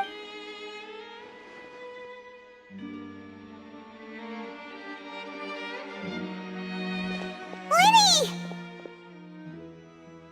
Sorry about everything that happened just now. Were you frightened? Of course! Who wouldn't be scared after witnessing an accident like that? Yeah, I'm a little shaken up myself. How could this happen? And poor Cal. I know you already claimed that you would defend me, but now it's just us talking. Tell me, do you think I could possibly be the murderer? I understand. Even I'm not sure what happened, so I can only imagine how difficult it is for you to grasp the situation. I'm sure everyone sees me as the biggest suspect at this point. But if you ask me, the whole thing is mysteries layered upon mysteries, such that all that's left is confusion. I don't know whether what happened there on the stage was purely an accident or not, and I don't know why poor Cal was in the box. As for how that girl chosen from the audience could suddenly disappear, I'm afraid I don't have any answers either. If someone tampered with my performance, then we need to figure out what they did. Even a skilled and knowledgeable magician like myself couldn't pull all that off in just 1 minute. Which is precisely why we need to investigate!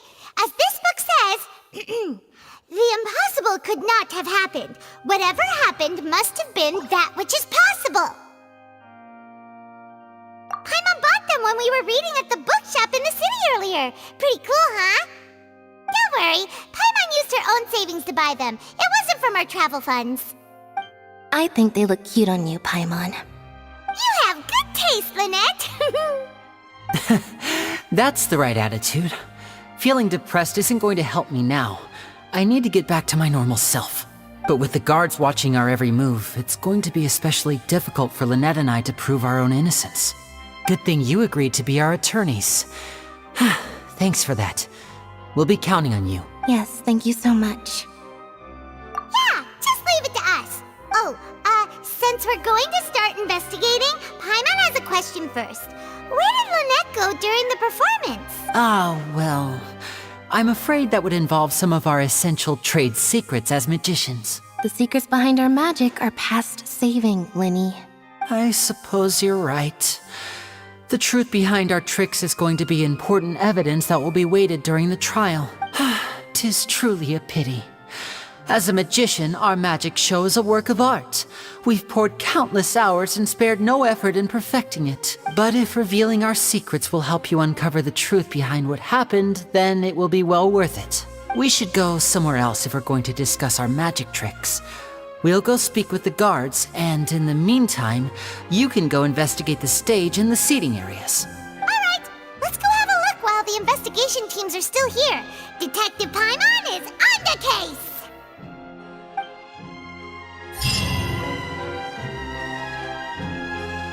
Hello, officer. How's the investigation going? Ah, I see. You must be the traveler that Lady Farina mentioned. Listen, I'll be perfectly honest with you. I'd avoid getting mixed up in this whirlpool of a mess if I were you.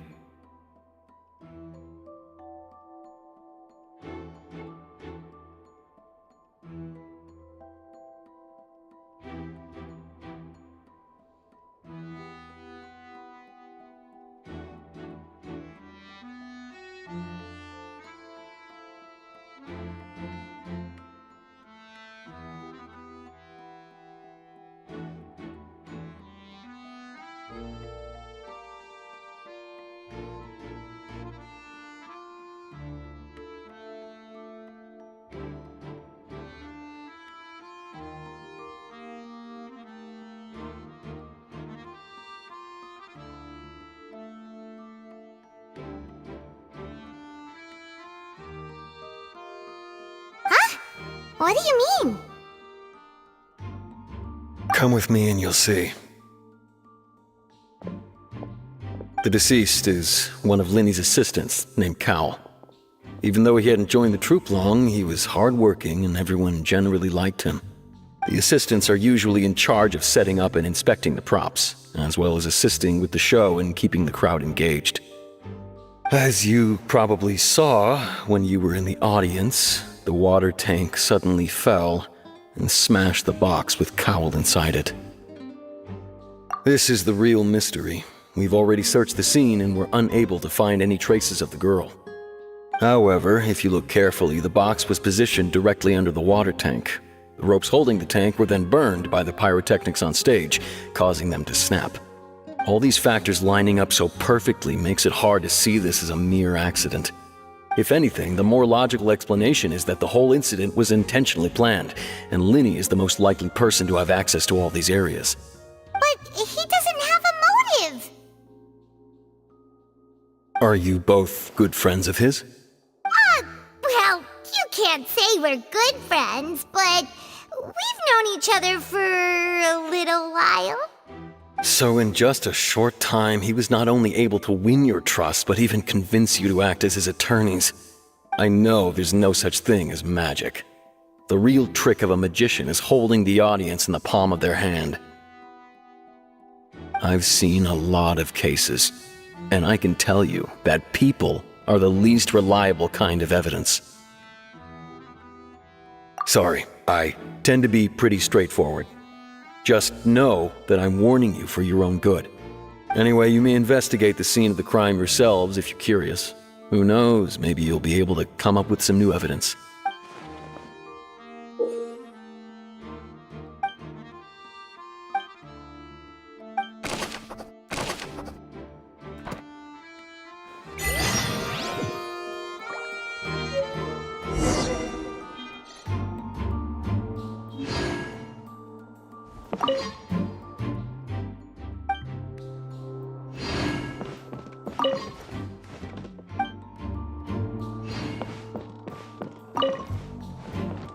Go ahead, have a look around.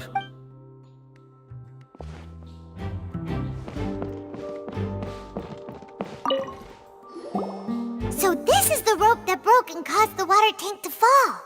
The rope looks pretty durable. How can it be burned through so quickly by fireworks? Why are you suddenly so serious, Traveler?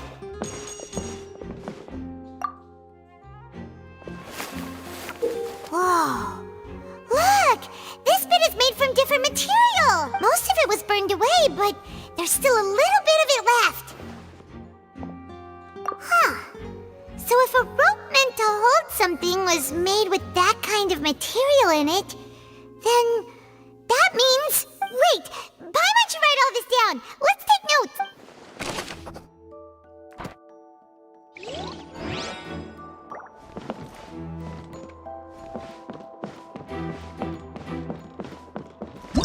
Whoever this rope... Why would it be him?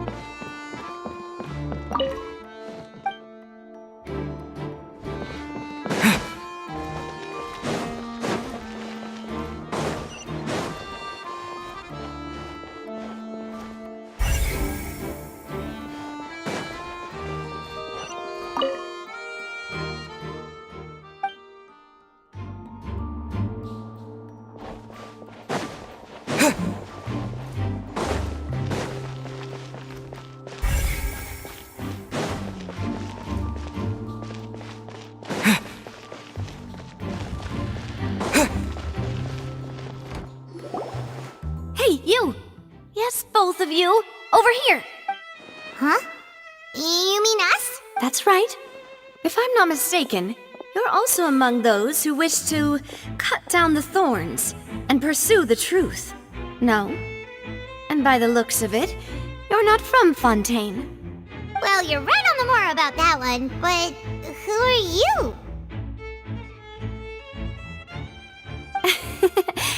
Have you never heard of the Spina di Rosula? From mediating disputes and providing protection to solving conundrums, you name it, Spina di Rosula does it. And I, Navia, have the honor of being its renowned president. Though those who play by our rules call me boss. I'm Silver, her attendant. Pleased to meet you. And I'm Melus. Demoiselle's various daily needs and affairs are under my purview. Huh? Boss? Demoiselle? What gives with the names? Well, I am the second generation president. Melus and the others are still used to my previous title. My apologies, Demoiselle. Should you prefer, boss, I will endeavor to use that instead. No need. You don't have to call me boss. Just Navia is fine. Okay, if you say so. Not that we're members of Spina di Rosula anyway. All merely trifling details. Never. That's right. I've always kept an eye on the serial disappearance cases. My interest stems from a matter back from my father's time. Judging from the look of things, I find Linny an unlikely mastermind. Really? We think so too. That's why we're looking for clues now. But how did you come to that conclusion? Intuition, naturally. My unparalleled intuition. Farina sure was quick to point the finger at Linny without any decisive evidence whatsoever. But that's not uncommon for her. If you remember, the Justice had to interrupt her and ask if she was pressing charges just to keep her from getting carried away. Anyway, a trial begins the moment someone levels charges. And, of course, there was no way Farina was going to back down in that situation. Sounds more like you just don't trust the Hydro Archon. Well, what's your opinion? I must admit that she can be interesting at times, but liking her doesn't mean that I'll blindly agree with her. All right, I've answered your question. Now, it's time you answer mine. Wait a minute, did that answer count? Well, I say it does. But don't worry, you won't hear any pointless questions from me. In your opinion, do you think it's right to treat a trial like it's an opera? Well? And why would that be? See, Silver and Melus?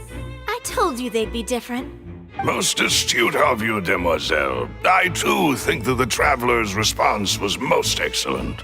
No matter how wonderful the script or how fervent the audience's expectations may be, the trials that go on stage here must be based in fact. And if that can be done, boss, then... All right, that's quite enough, Melus. Anyway, I like your answer. You passed with flying colors. Now, I need to make some preparations, following which our joint investigation shall commence. You two shall be my assistants. Wait! Since when did we become assistants? Oh, well, I can be the assistant, sure. Or your companion, if you like. I'm really not that fussy.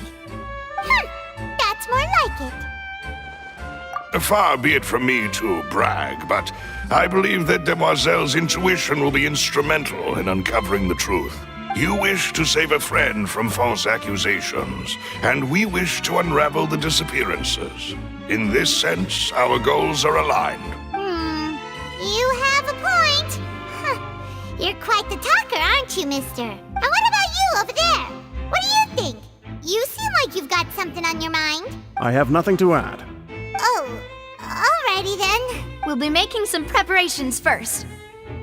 Just be sure to let us know if they start revealing Linny's tricks.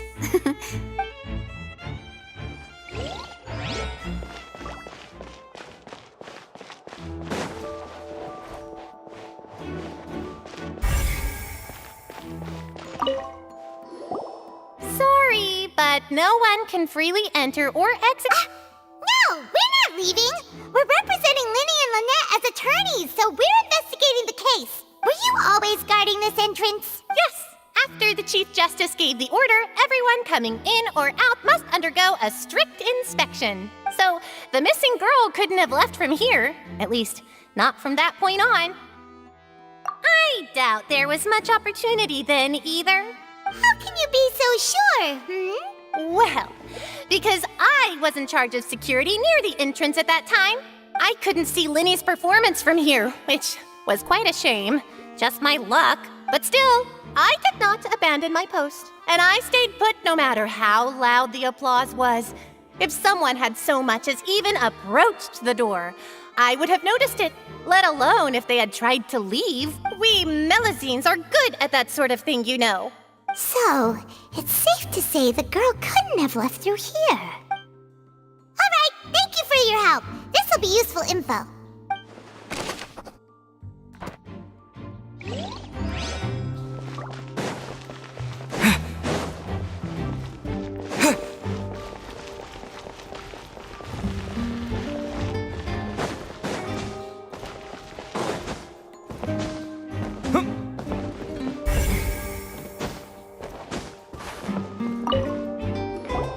I see that you're investigating the area.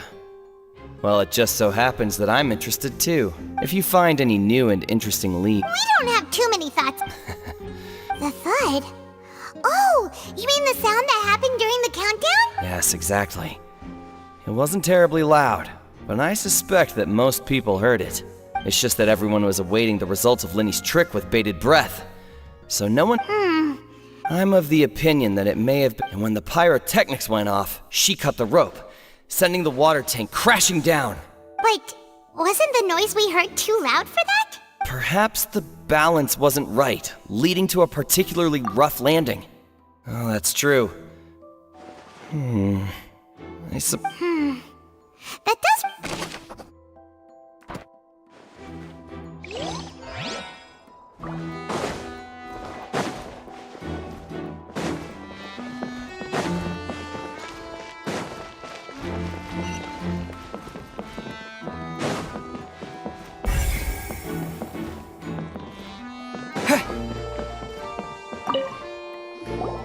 Hello there!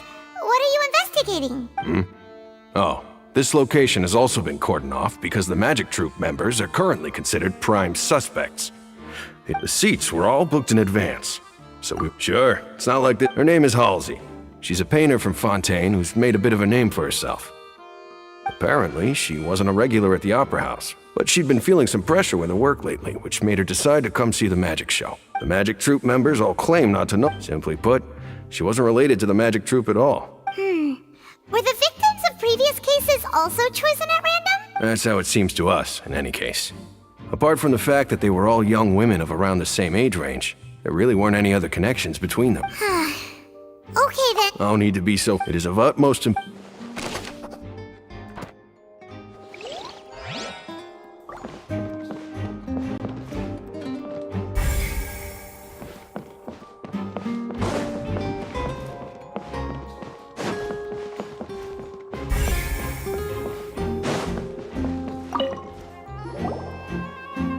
The investigation team has some new findings. See, I told you. What if the machine picked some big guy's seat?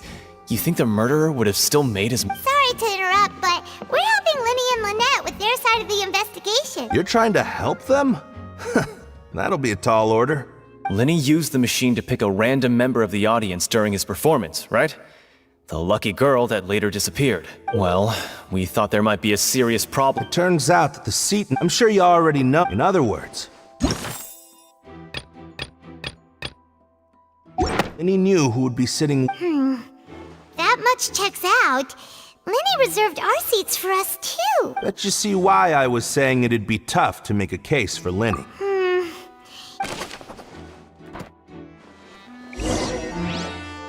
We've checked everything of note here at the performance venue.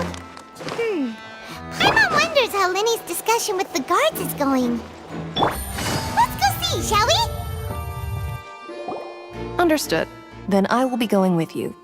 Just so you're aware, I will be monitoring your actions and making notes as necessary. Very good. Thanks for being so agreeable. You may spare the pleasantries. I'm just doing my job. You've arrived. Who's this? Me?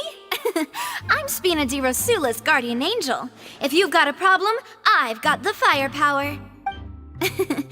Sorry, I got a little carried away there. Call me Navia. I'm a partner of theirs, and will be helping investigate this whole situation. And these are my companions. Would you mind if they join as well?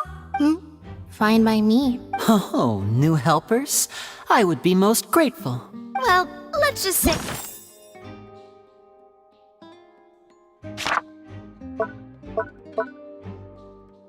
We're tagging along. It's not every... I appreciate your kind interest. Come with me. We'll be heading below stage. Huh? Below stage? Yes, a world of secrets is hidden beneath this magic box, prepared specifically for this switcheroo trick. But before I reveal everything, you should have a look first. Notice anything strange here?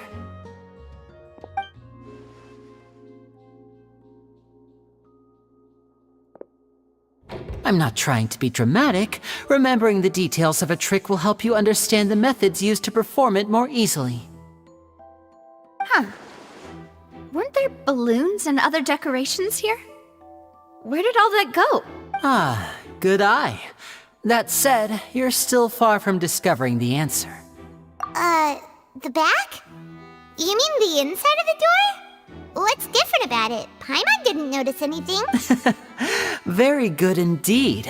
I thought you might not be able to catch that, given that you were sitting in the first row. The back of this door was patterned. Those patterns are now gone, replaced by a smooth wooden board. So, if you put 2 and 2 together, what do you get? Exactly. All right, let's go. I'll tell you how it works as we head down. Oh, so there was a passageway under the magic box! I knew you'd figure out most of it as soon as you saw this place. The 2 magic boxes are positioned right above the 2 entrances of the tunnel. See this flatbed trolley? The box with the lucky audience member in it would be shuttled over to the other side using the trolley. This trolley can raise and lower and even rotate, ensuring that the box will face in the right direction. I see. So that's the purpose of the box inside another box. Precisely. The inner box would descend after the audience member was put inside and be moved along the trolley, all while the outer box would remain on stage as if nothing had ever changed. So that's how you did it! Once the box was lowered, the trolley would store some energy through this device here, with which it would complete the rest of the steps. The audience member would only be able to feel some slight movements in the dark, and by the time she walked out, she would already be back on stage. Right!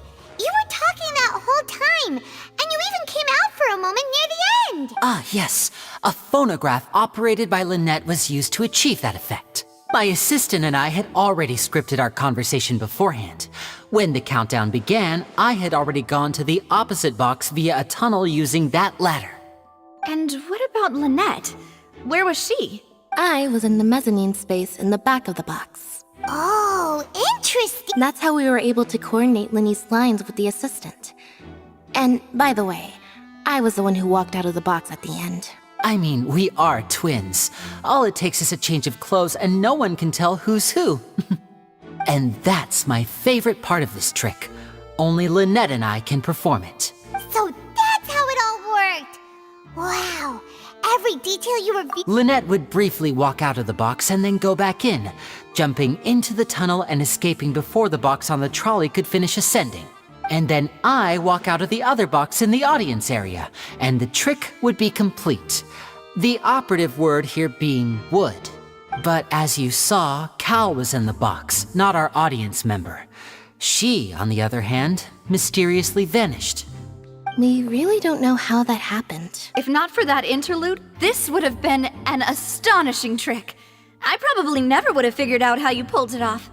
And yet, to think that someone was able to use this magic trick to commit a crime. Could we have a look around? I think we can come up with some more leads. This is the scene of the crime, so Linny and Lynette are not permitted to stay here. I'll escort them back up. Yes, of course. No need to be so strict now. I won't disappear into thin air, you know. Thanks, everyone. We're counting on you.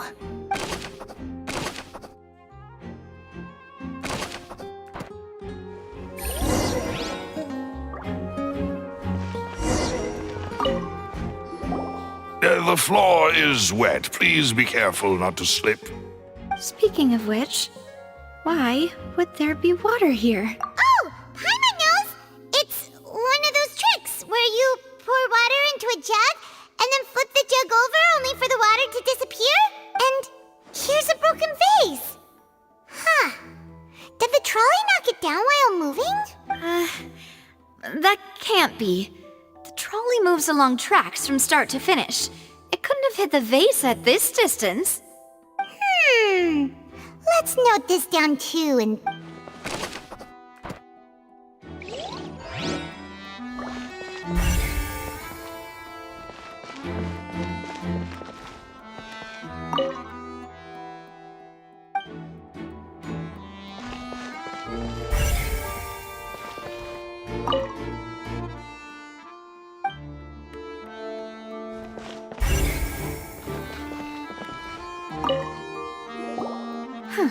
Looks like a hook tied to the end of a rope. Huh? There's a... Perhaps it was a prop for a different trick. But why would it have been left here? Whatever it is.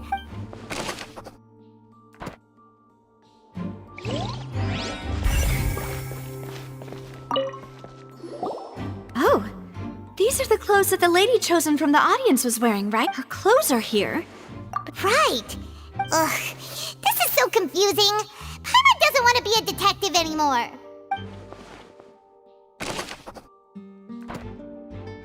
Oh.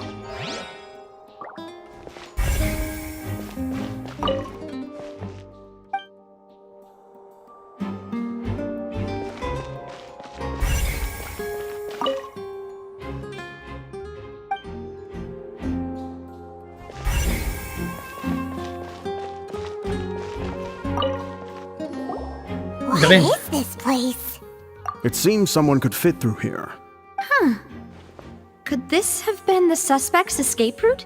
Alone, perhaps. But if they had to pull another person with them, this space would be too narrow. But there are no other ways in or out of here.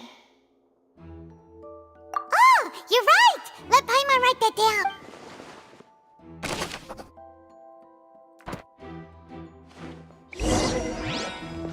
Seems we're just about...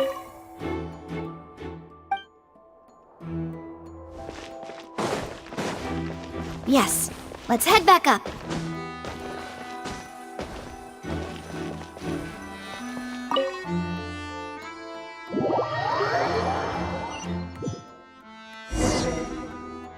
Well, we've ascertained the state of the crime scene. Let's find a place to sort out our findings once Malus returns.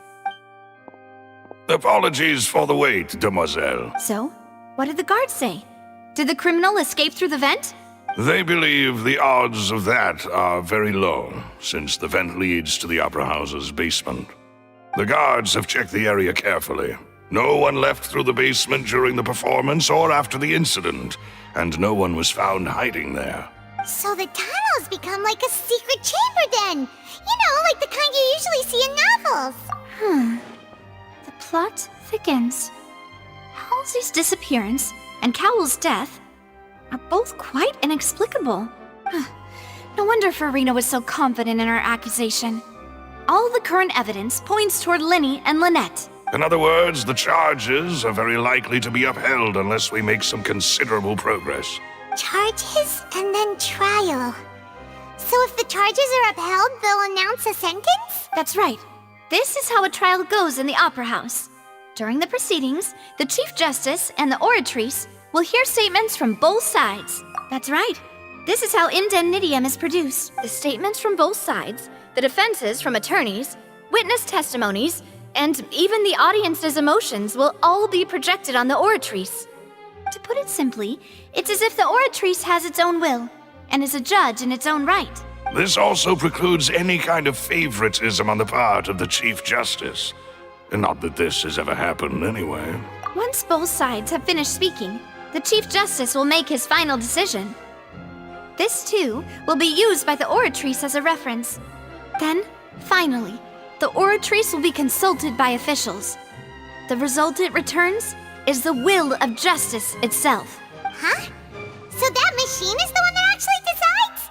Paimon thought Neverlet called the shots. In practice, there is very little difference. Both have always come to the same judgment.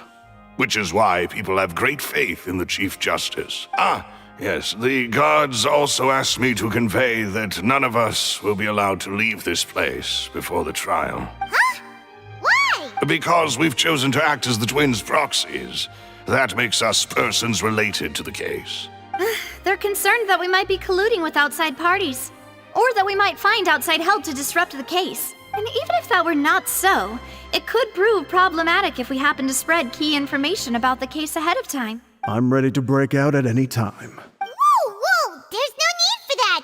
Paimon thinks they have a point. That said, are they providing food? Of course. I just hope you don't mind the lack of options. I'm afraid that catering to all tastes is not in the cards, nor is any guarantee of balanced nutrition. In that case, let's just sort out our findings together here. Pity. I was hoping to take you to try. What better way to properly think through our findings than over some tea and sweets? Huh. Breaking out suddenly doesn't seem like such a bad idea. Just kidding! Paimon will still do her best, even if there are no snacks. What do you mean, no snacks? Of course we'll have snacks. If we cannot buy some, then we'll simply make some. Huh? Here? Understood, Demoiselle. Everyone, please come with me.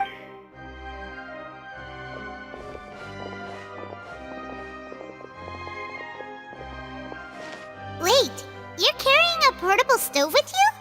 Yes, I must be prepared to meet the Demoiselle's baking needs whenever the fancy strikes her. I have eggs, sugar, and almonds at the ready. Good work, you two. Then I'll get to it.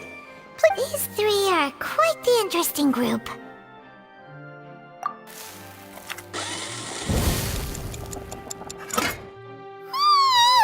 And Paimon thought it smelled good while it was still in the oven!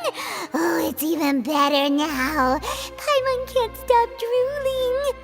From the way you had these two guys carrying all that stuff around, Paimon thought you'd have them do more during the baking process. But you ended up doing the entire thing by yourself! Beating the egg whites, grinding almonds, everything! I was applauding. And I was giving encouraging smiles. Good. Paimon was just thinking, aren't you worried about getting your fancy dress dirty, beating egg whites and baking like this? Well, I don't think it's carved in stone anywhere that fancy ladies can only read books, sip tea, ride horses, and play the piano. I just really enjoy making snacks. Don't underestimate beating egg whites, by the way. It's a real arm workout. You also need to beat them to just the right consistency, or your macarons will crack. Anyway, give these a try, fresh out of the oven. There's 3 for each of us. Only 3? Well, eating too many sweet treats might send all that sugar to your head. You wouldn't be able to think clearly about the case on a sugar rush, would you? Tea is ready to be served as well. This is Demoiselle's favorite, strong black tea with a floral fragrance that clears the mind and lifts the spirit. No need for concern, I'm merely doing as I should.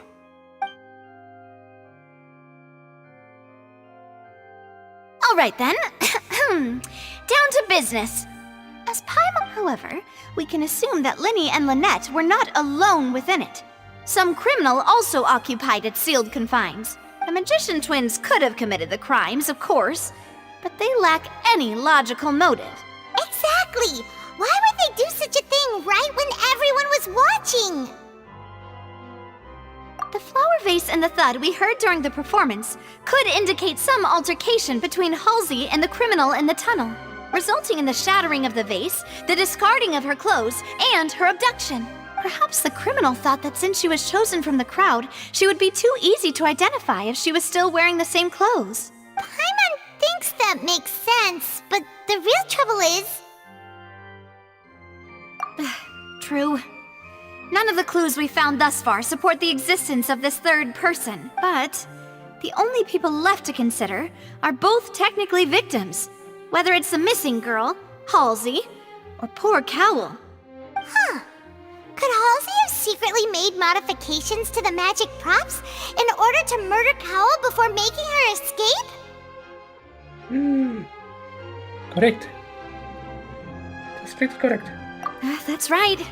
And even if she had tampered with the setup, she would need to understand the entire trick to pull it off, nor does she have any motive.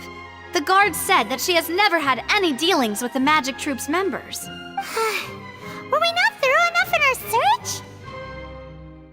From the sound of things, this is turning into an impossible case. Your macarons are amazing though, Navia. They smell great! They're nice and crisp and super sweet! They are my specialty after all. And I see you've already had 5 of them. What? 5? Oh, that can't be right! Paimon only counted 3! Honest! Please don't worry about it. At my age, a few less sweets might actually be a good thing. No! Being greedy is one thing, but Paimon knows how to count. Besides, Paimon knows that if she ate too many, then others wouldn't have enough. Wait, even you don't believe Paimon? How could you? If Paimon ate those 2 extra macarons, then may they turn into stone in her stomach! All right, we get it. Well, I suppose one of us might have gotten too engrossed in our chat and eaten them by mistake. No big deal. Malus, set up the stove again if you would. Huh? What are you doing? Making sure everyone gets 3 macarons, of course. Exactly. We don't want to trouble you. As you wish, Demoiselle. And I have the egg, sugar, and almonds. Well, this really is your hobby, huh?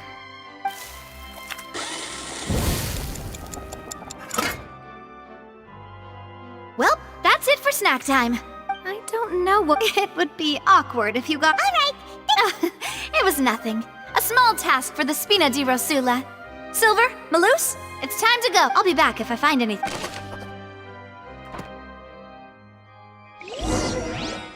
All right, it's time to put our heads together. We've got to get our defense...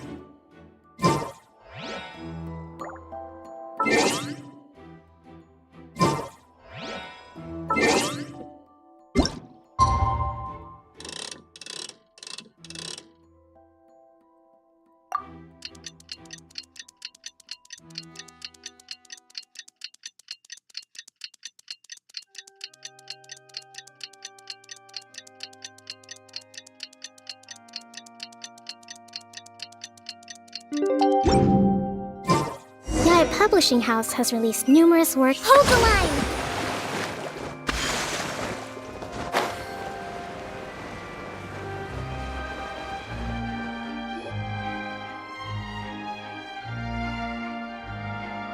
What do we do?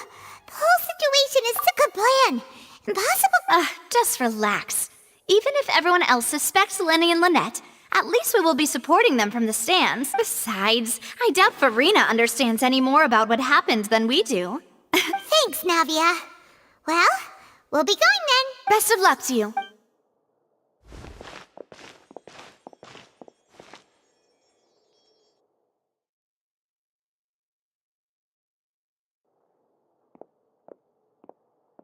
Ah, finally, you're back. Well, how did your investigation go? To be honest, you might be disappointed. No. We're already very grateful that you were willing to help. Well now, don't you all look disappointed? Don't tell me that your investigation came up empty-handed. That was to be expected, of course.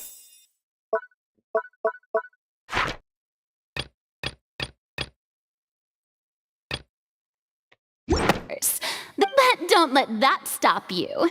I shall be terribly Since both parties are present, I declare that the trial regarding the magic show incident is now in session.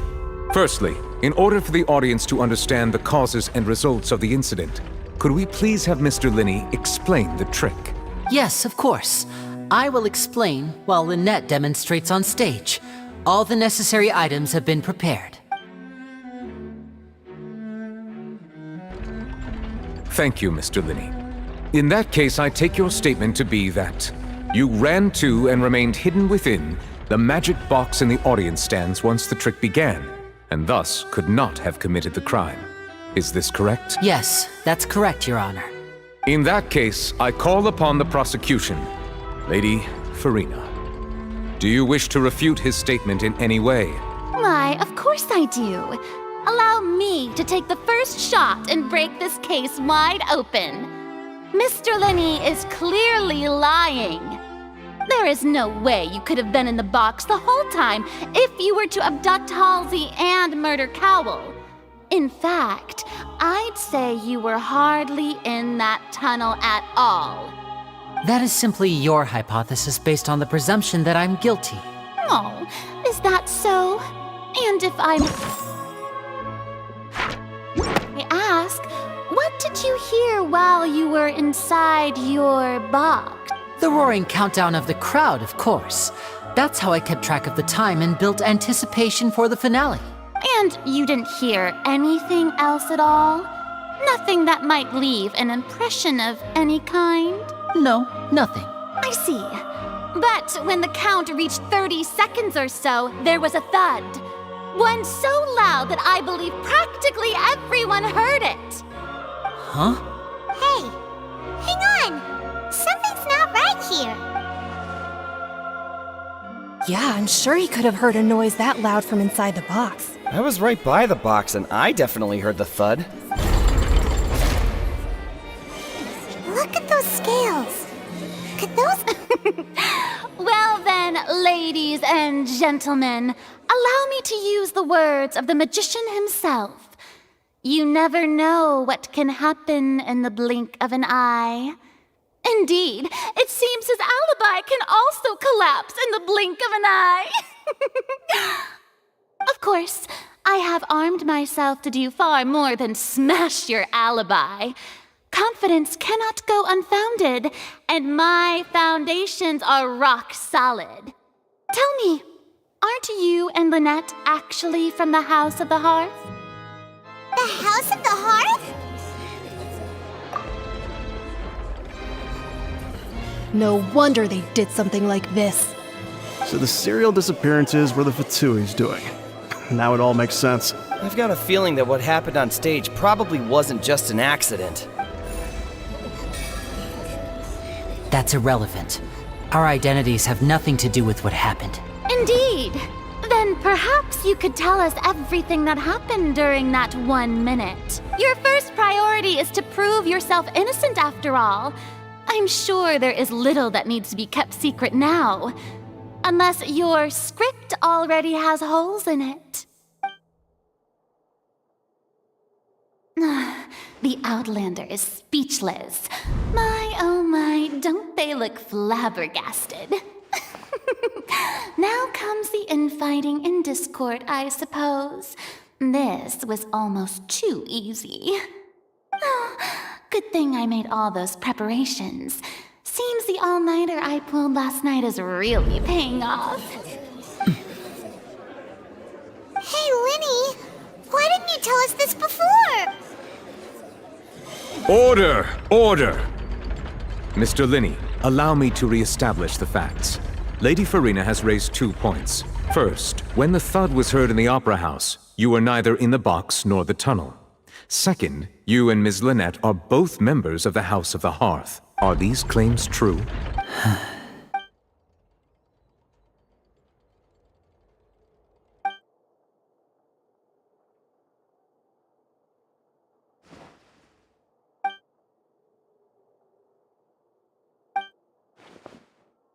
Please answer my question, Mr. Linney. I'm sorry. Yes, they're true, Your Honor. I knew it!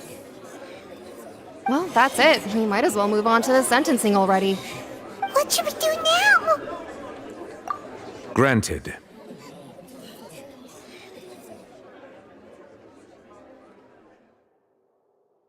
In that case, what is your request? Is that really necessary? They're already as good as guilty. The defendant deceived their own attorneys. What is there left to discuss? Order! Order, I say! Your request is reasonable, and we shall adjourn.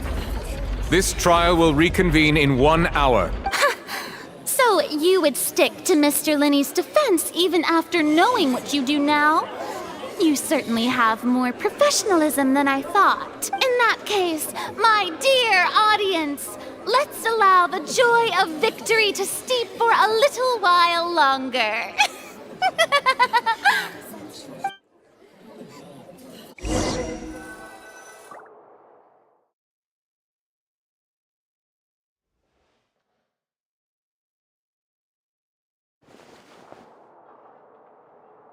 Well, this is awkward. I didn't think the Hydro Archon would dig all that up. I'm sorry, Traveler and Paimon. Yeah, sorry. Paimon just knew where to start. We trusted you two. We based our entire reasoning on the assumption that you weren't bad guys. Not to set the wrong tone or anything, but Paimon's really mad! I'm very sorry. I know you're angry, and reasonably so, but please, let me explain. I know you've clashed with the Fatui several times before. I wouldn't be surprised if just hearing the word is enough to make you upset.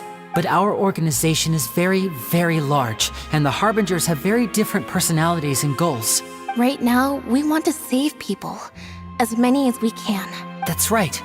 I'm sure we're on the same page when it comes to this nation and the disaster that its people might face. I knew if it weren't for our respective identities, we could become good friends. That's why I didn't wish to flat out lie to you, but chose to hide some details instead. The truth is very important, but being completely transparent about everything would see us spending more effort than we need to. Right. So, you be the judge. Heck, if I were you, I fear that I'd even struggle to trust me at this point. You met a Fatus who works as a magician, a trickster by trade. All by coincidence, too. But still, I'm asking you to trust me. I am no criminal. At least, not in this case. Sorry. Please forgive us. Well, you both say that, but... Right, let's hear your answer first, and no lies now! Of course. I'll answer any question you ask. We've been trying to find out how the Oratrice operates. We want to know why it has a consciousness. Why can it deliver sentences accurately? During our investigations, we learned that the machine's core is beneath it. From that moment on, Lynette and I have been designing this box swap trick, with the objective of getting close to the core. Is that why you needed a whole minute? That's right. In truth, the audience would take about 75 seconds to count down from 60, while I would only need 15 to get to the opposite box. So, after jumping into the tunnel, I accessed the Opera House basement via the vent, and went to investigate the room in which the core is stored. That air vent was created during the construction of the tunnel specifically to execute this step. Well, nothing. As soon as I reached that room and was about to investigate, I heard someone's voice. Which should have been impossible, of course. I was quite certain that I was the only one in the room. That voice seemed to recognize me and tried to speak to me. I chose to err on the side of caution and retreated the way I came. On the way back, I saw the broken vase and the clothes on the ground, but the countdown was almost finished, so there wasn't time to give it any thought. After that, the homicide occurred just as you saw. Well, that explains why you didn't hear the thud. Because of that prophecy I told you about, of course. We must know all we can about this nation's secrets in order to deal with that prophesized crisis. That's the only way we can save everyone. So, there you have it. The whole truth. I swear, I didn't hide anything from you this time. It was never my wish to proceed under this cloud of mistrust either. But like I said earlier, you can be the judge. If you want to leave because you don't trust the Fatui, there's nothing I can do to stop you. Well, Traveler, you decide. Paimon will follow your lead however you choose.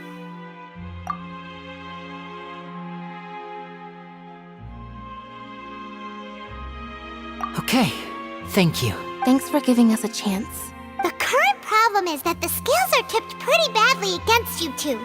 If we want to refute the Hydro Archon's accusations, we're gonna need a seriously watertight defense. Huh?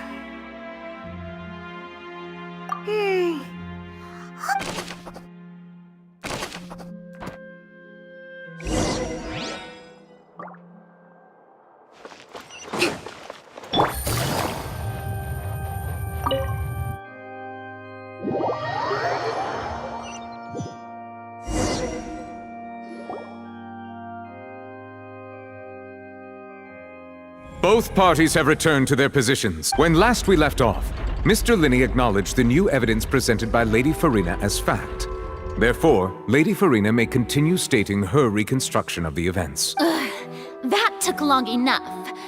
Now then, if everyone would lend me their attention, at this stage, let's revisit that scene from Linney's perspective.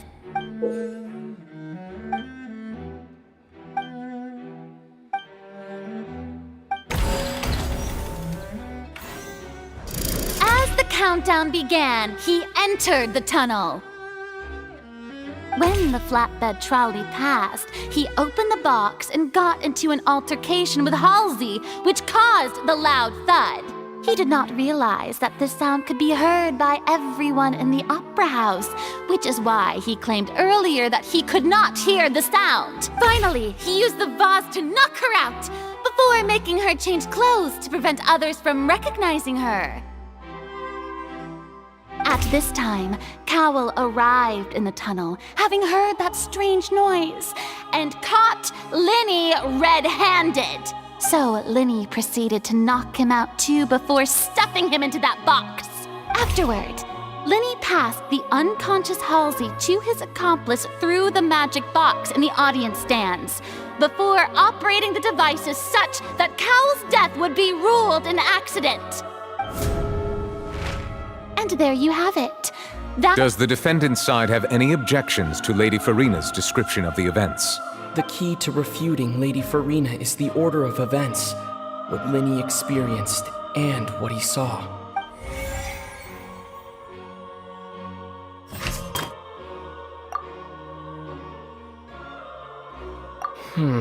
Seems this won't...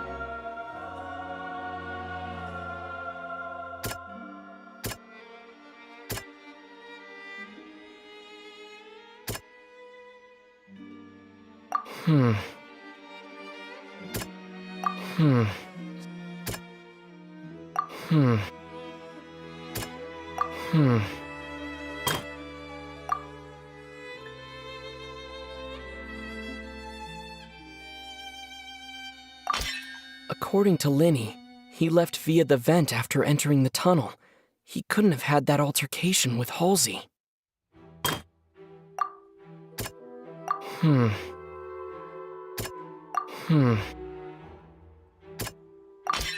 Linney went to the room that contains the Origim.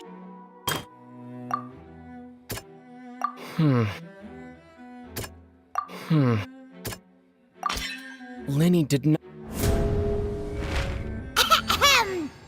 Attention! Ace Detective Paimon has something to say! When the countdown started, Linney did indeed go into the tunnel.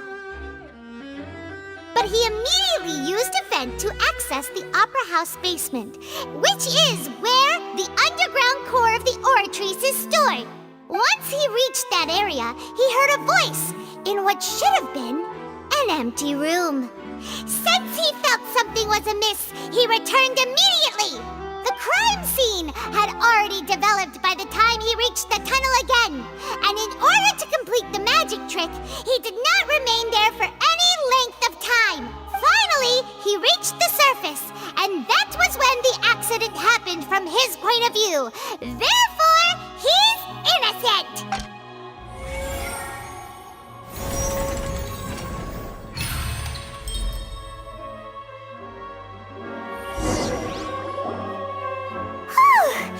Paimon did it! Paimon actually managed to say all that! Wasn't it awesome? In other words, you believe that he knew nothing of the incident? That's right! My reasoning? choice! Then if Cowell hadn't entered the tunnel, who was the entire setup meant to kill? Assuming that what you say is true, Linny only needed to kidnap the young girl to cause a new disappearance case. What would the point of killing someone on stage be? Oh, they have a point. That's right, you tell them! And that's why they're partners of mine. They've managed to turn things around. Oh, well, your denial is very strident, I'll give you that. But what proof do you have to back your claims? Of course I do. If he had been in the magic box the whole time, how could he have not heard that sound? Why do you ask? You're saying that he wasn't?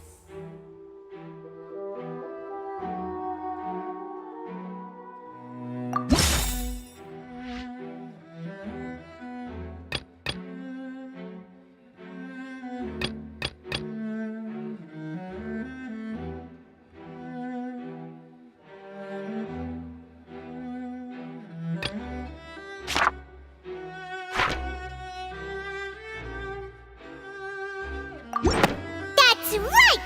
Linny wasn't in the box or in the tunnel. That's why he didn't hear anything strange during the performance. This means that when the crime happened, Linny had already entered the basement via the vent. The same clue you used to disprove his alibi has now become the best proof! Ha ha! How do you like that? Well played. To think you'd use such logic. Well then, if it wasn't Linny who committed the crimes, then who was it?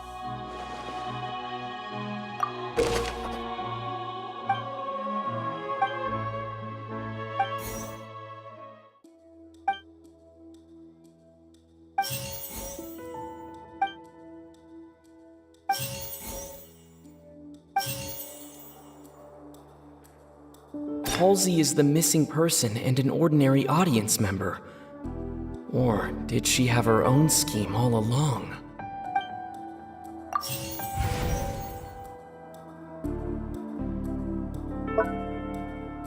The deceased's name is Cow.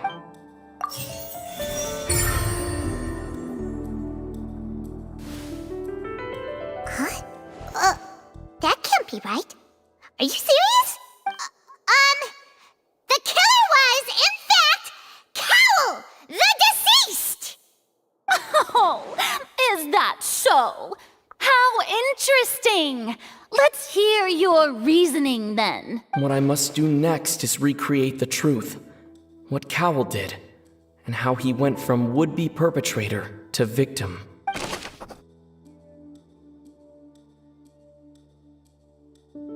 No one entered or left the Opera House through its entrances. So where would the criminal have wanted to take Halsey?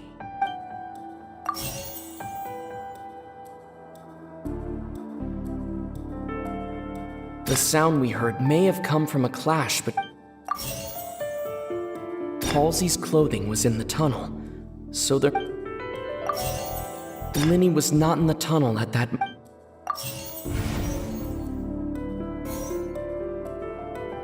It would have been tough for both people.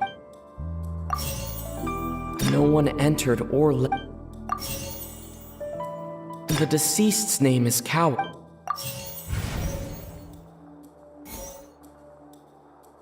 Halsey's clothing was in. It would have been tough for both. No one entered or left the. The deceased's name is Cowell. Linny was not in the tunnel. Halsey's clothing was in the tunnel.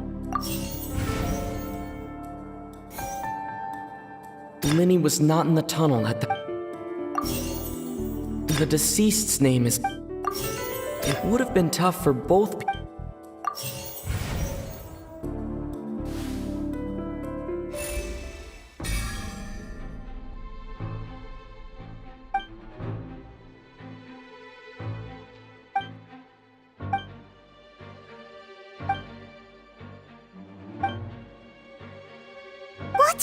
Traveler?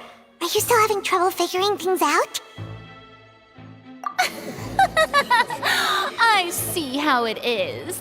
So this was all just a bluff. And here I thought you had something to show for it. But it seems you're still far from the truth. Look, since we're at a dead end, why not consider a different track? Just like the trick as it transpired, the end result must have been utterly different from the magician's initial design. If only we knew how Halsey disappeared. Well, that would be nice, but the tunnel only has 3 exits, and none of them seem very likely. And it's not like this is a magic trick where you can just make a real live person disappear. You know, like you did from that water tank, Lynette. Excuse my interruption, dear opponents, but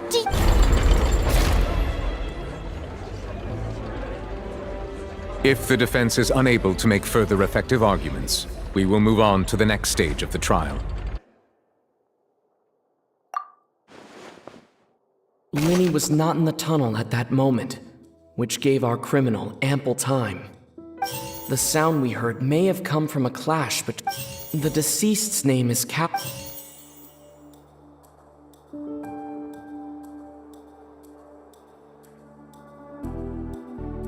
The vase was not broken by... Paimon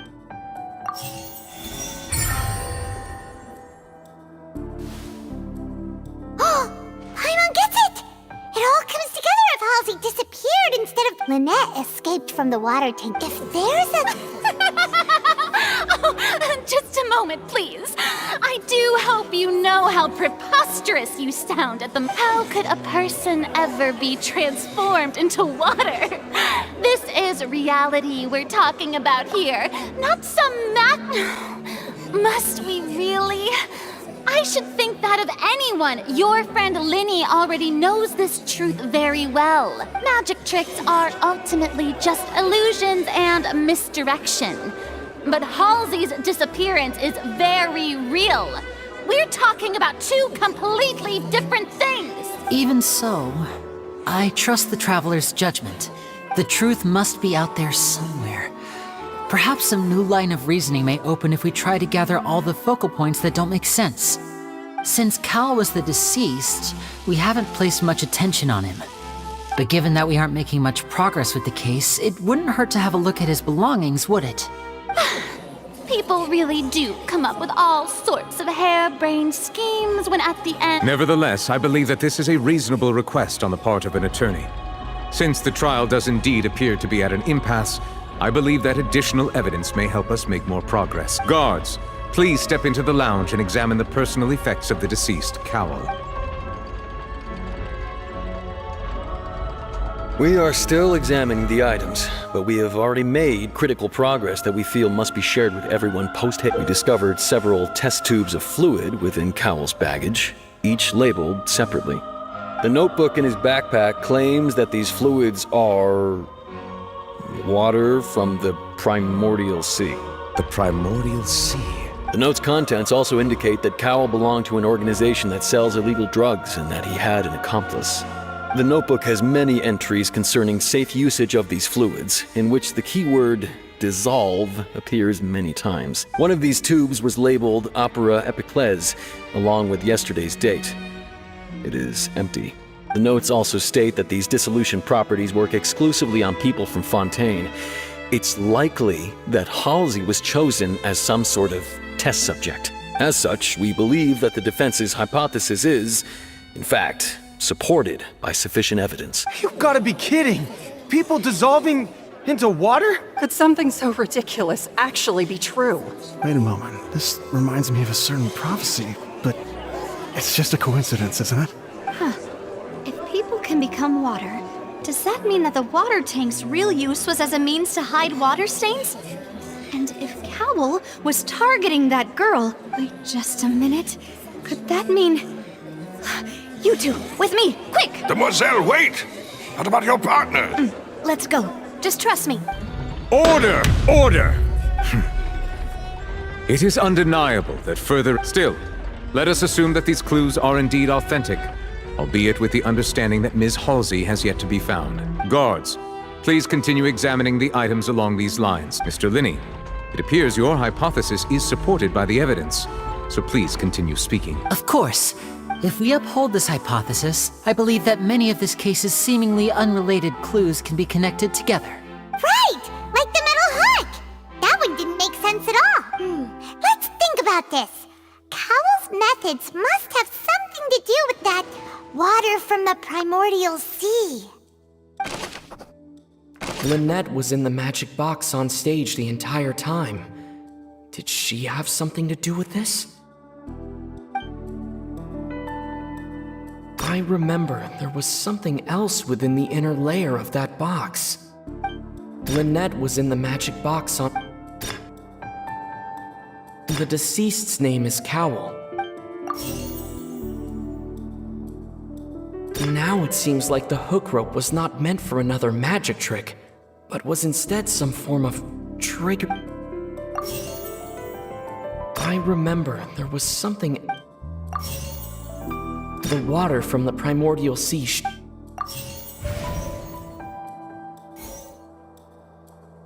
the rope that held the water tank. Lynette was in the magic box on stage the entire time. The water from the primordial sea. The rope that held the water tank up. I remember there was...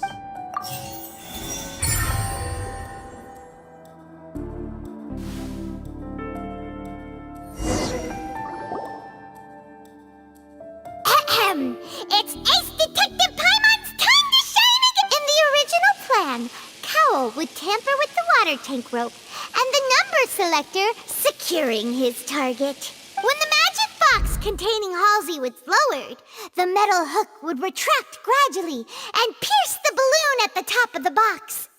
When the balloon attached to the box popped, the water from the primordial seed inside it would pour down and dissolve Halsey. Afterward, Cowell would enter the tunnel and break the flower vase to conceal the water inside the tunnel, with the remaining evidence being covered up by the water tank on stage. But he encountered something unexpected in the tunnel and wound up being fatally hit by the same water tank he meant to use to cover his tracks. Huh. That does make sense. That actually links together a lot of the more confusing pieces of evidence. Oh dear, what do I do? Even I think they sound convincing now. Have I falsely accused an innocent person? What a humiliation. Now, it seems like the only point of contention remaining is the exact circumstances that led to Cowell's death. His notes mentioned he had an accomplice who could be related to the situation. On that note, the guards have just contacted me indicating that they uncovered new evidence. I shall now invite him on stage to share it with us. Thank you, Your Honor. We were just inspecting the luggage of the other people involved in this case, and we found an identical sample of the water from the primordial sea among Linny's personal effects. What? That can't be. Does this not clear all doubt? My dear citizens, my loyal audience, allow me to present my reasoning and bring this performance to a swift close. Linny did not need to take part in the having made modification, but upon his ultimately, he knocked Cowell out. Now, as much... Am I right, Mr. Lynn? We've used up all the evidence we collected. There's no way for us to make a rebuttal here. Is this the end of the road? Oh no! Paimon can't think of anything either. Seems using the water as new evidence was too good a move. Why did this have to happen now? I think we've all seen enough now.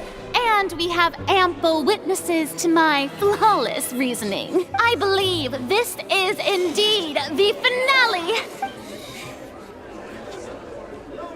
Now Now then, my good, noble Chief Justice, should we not, in your view, move... Excuse me, everyone, but I must interject! Miss, I must ask you not to shout, and to respect the ongoing legal proceeding. Oh, come on, don't be hasty. I have a good reason for interrupting, you know. Now, would anyone here like to take a little break from all this debate and see a little magic? I'll show you an amazing trick, one that can bring a young woman who has disappeared back in the flesh, right before your very eyes. Please, do the honors, Mr. Linny, if you would be so kind. What in the world is she saying? No offense, miss, but miracles like that are beyond my scope as a magician. Come on now, don't be silly. Magic is all about misdirection, isn't it? It often conceals the truth while presenting a fascinating illusion. But once everyone believes the illusion, can't magic reveal the truth to them once again? And wouldn't such a trick be the most marvelous finale to today's performance? Come on, Lenny and Lynette, give it another go. Don't worry. Spina di Rasula has made the necessary arrangements on your behalf. But as the magic makers and stars of the show, I think I should leave the final performance to you. I understand.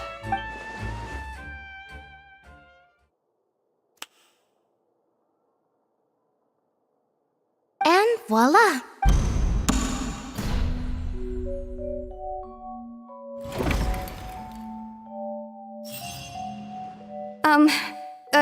Sorry for the interruption. Wait, isn't that Halsey? So the whole thing about people dissolving wasn't true after all? To be clear, I'm only here because this person told me that if I testified, the merit of doing so would lessen my sentence. I was hiding outside this room listening to the proceedings because I was afraid that I would be the one put on trial.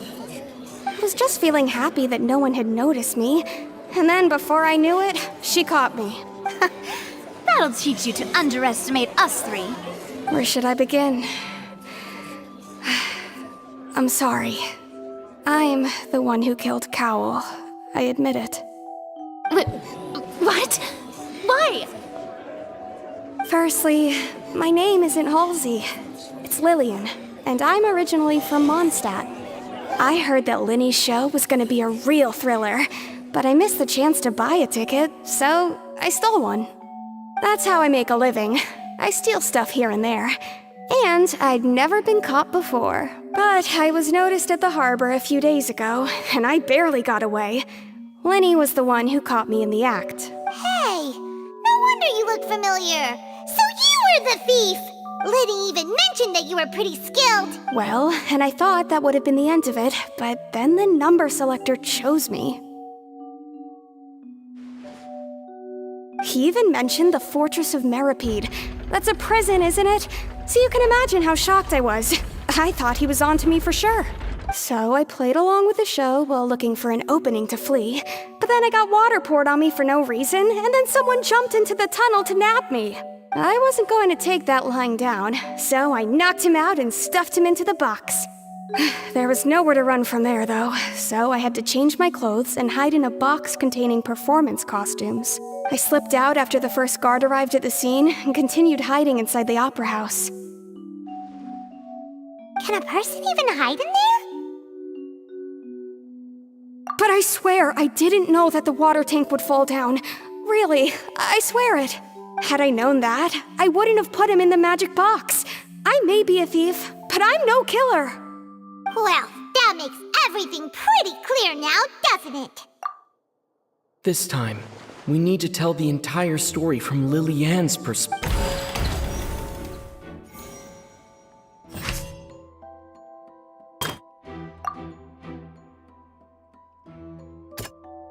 Hmm.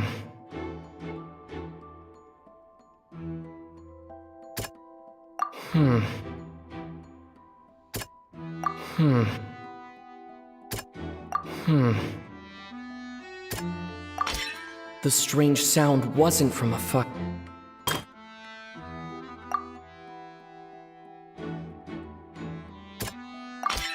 The flower.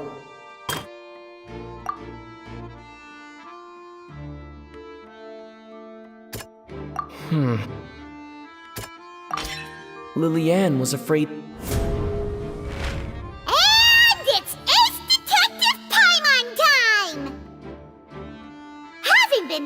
erupted out of the blue, Lillian panicked.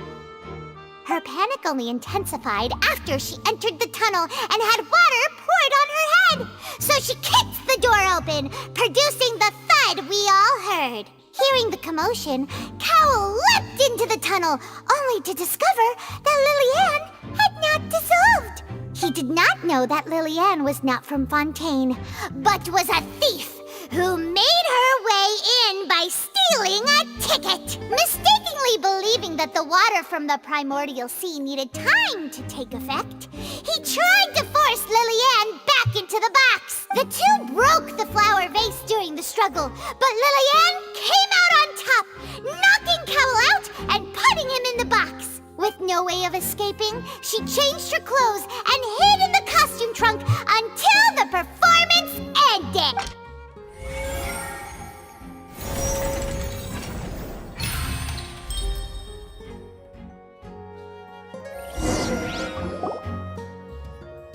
She knew that she would have to go through guard inspection if she tried to leave afterward.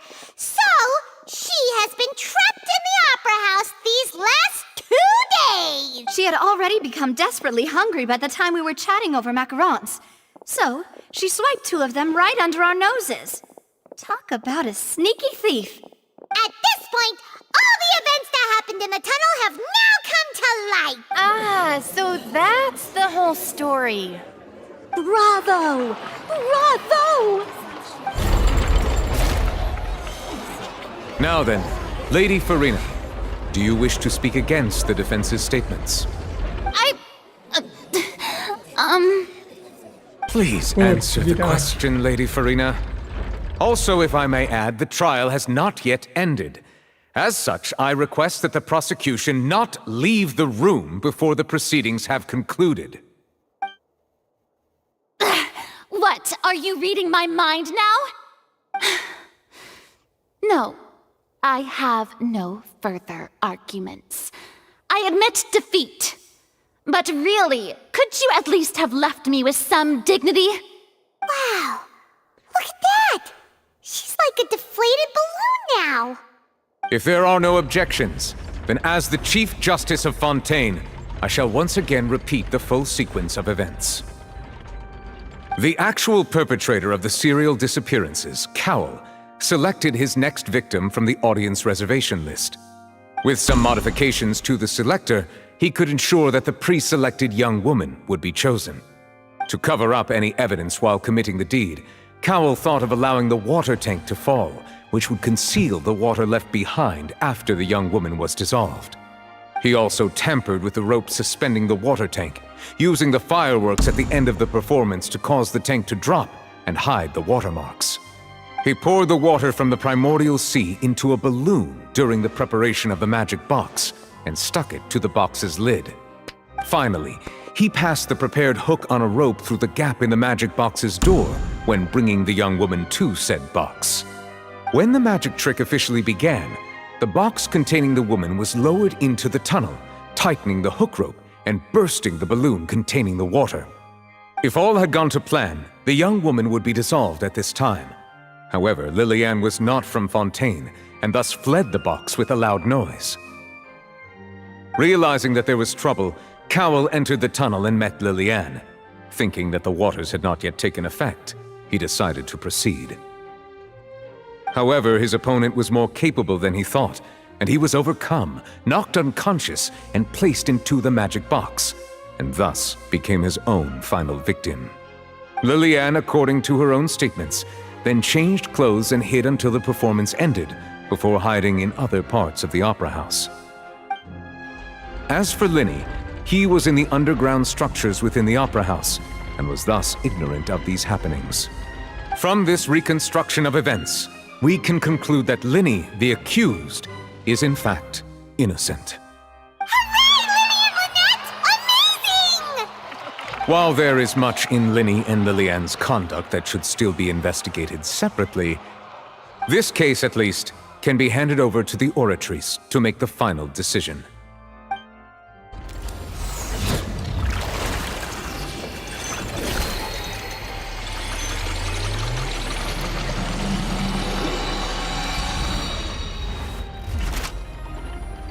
Wow. Beautiful. As such, Linny and Lynette are officially declared not guilty.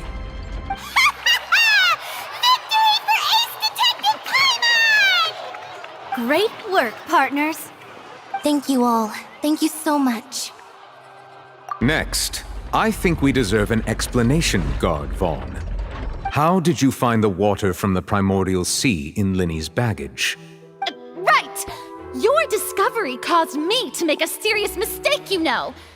Or was that not a discovery, but false evidence that you dared to bring before this court? I suspect that the accomplice mentioned in Cowell's notes was not Linny, but you, yes?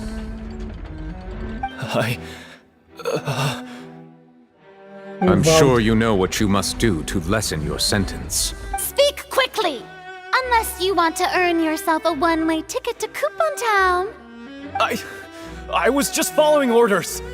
We were supposed to place blame for the serial disappearances onto Linny, and thus cause suspicion to fall on the Fatui. The higher-ups said this was the best opportunity to do so. And now that your plan has fallen through, and the secrets of the water have been revealed, you have become a liability to said higher-ups, yes? Therefore, you would be wise to tell everything you know, and seek the protection of the guards. Yes, I'll tell you everything I know. Our boss discovered that the water can cause people to dissolve. It can also be made into a potion, which when extremely diluted, can cause people to experience unforgettable exhilaration. We've been in this business for a while now, and have made decent more off it. The disappearances were also the boss's idea. I mean, this is the boss we're talking about.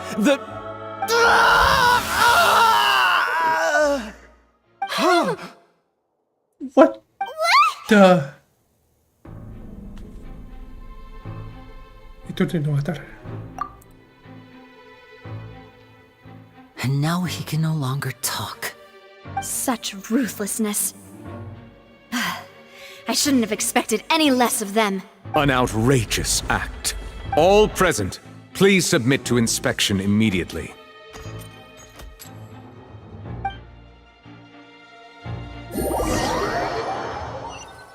Waterman.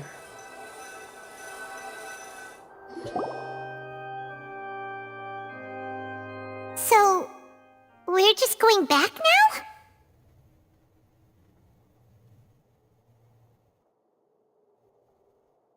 That's true, but... Traveler, Paimon! Please wait. Linny... I know you may not want to speak to me right now. Maybe you don't even want to look at me. But still, let me thank you again for defending me to the end, even after you learned that I'm a member of the Fatui.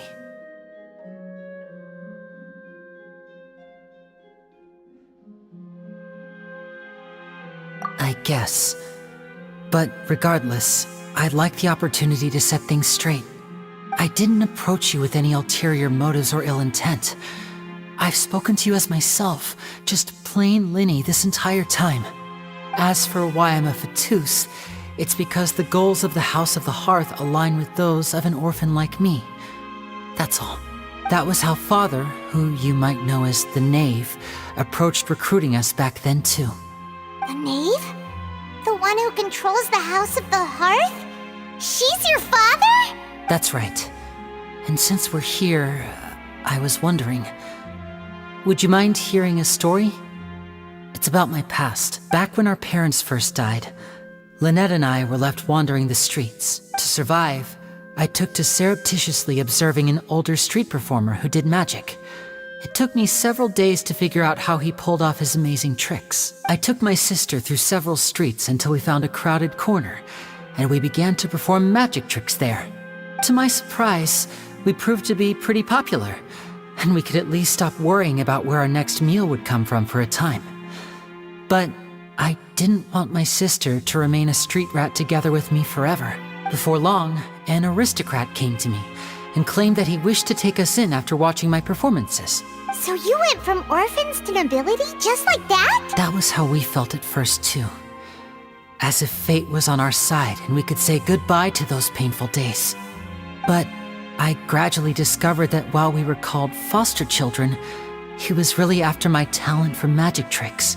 He would constantly take me to all sorts of banquets to garner attention, which he would then use to expand his social circles. That doesn't seem too bad either. Better than roaming the streets at any rate. It took a while for me to realize just how dark his heart really was. After one particular performance at a banquet, I discovered that Lynette was not on the same return vehicle as me. I waited a long time after we returned home, but she did not come back. I went to that noble's bedroom and asked him about her whereabouts. The answer he gave me was, she caught the eye of the most eminent person at the banquet, so I sent her over as a gift. I mean, you'll be able to perform your magic regardless of who your assistant is, yes? Oh no. So he was gonna... But wouldn't Fontaine's laws deal with such people? As far as outsiders are concerned, this is a relationship akin to adoption or foster care, and they have their ways of escaping the eye of the law. I managed to ferret out the location of the mansion of that so-called eminent person and hurried through the night. But by the time I leaped over the walls, avoided the guards, and made my way in, all I saw was the moonlit ground covered in blood, and the knave standing there in the darkness. So, she'd already taken care of that guy. That's right. She had rescued my sister before she could come to any harm, and had even discovered several girls hidden in a basement, all of them orphans. Father, the knave, might have seen something in me, and so she made me an offer. The House of the Hearth welcomes you, for your interests align with ours. Here, none will ever betray you. Indeed, betrayal shall never be permitted here. I was hesitant to trust her.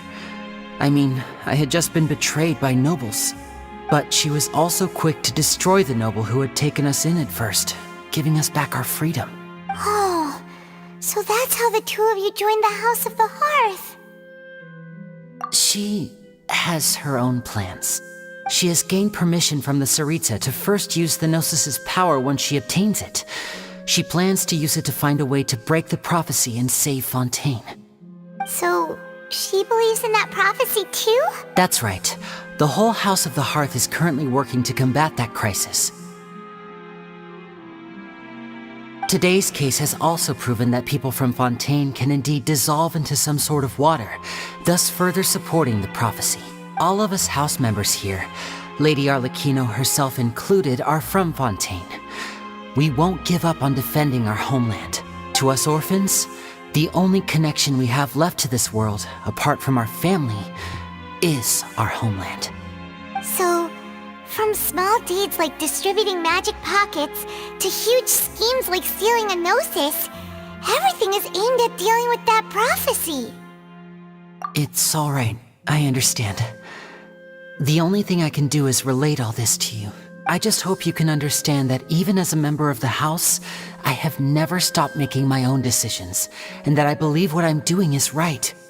If you should need anything at all in the future, feel free to find me. I will do my best to help you, as plain Linny.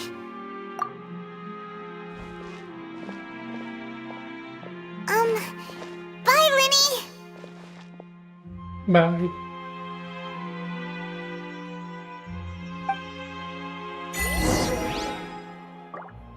तिथे चाल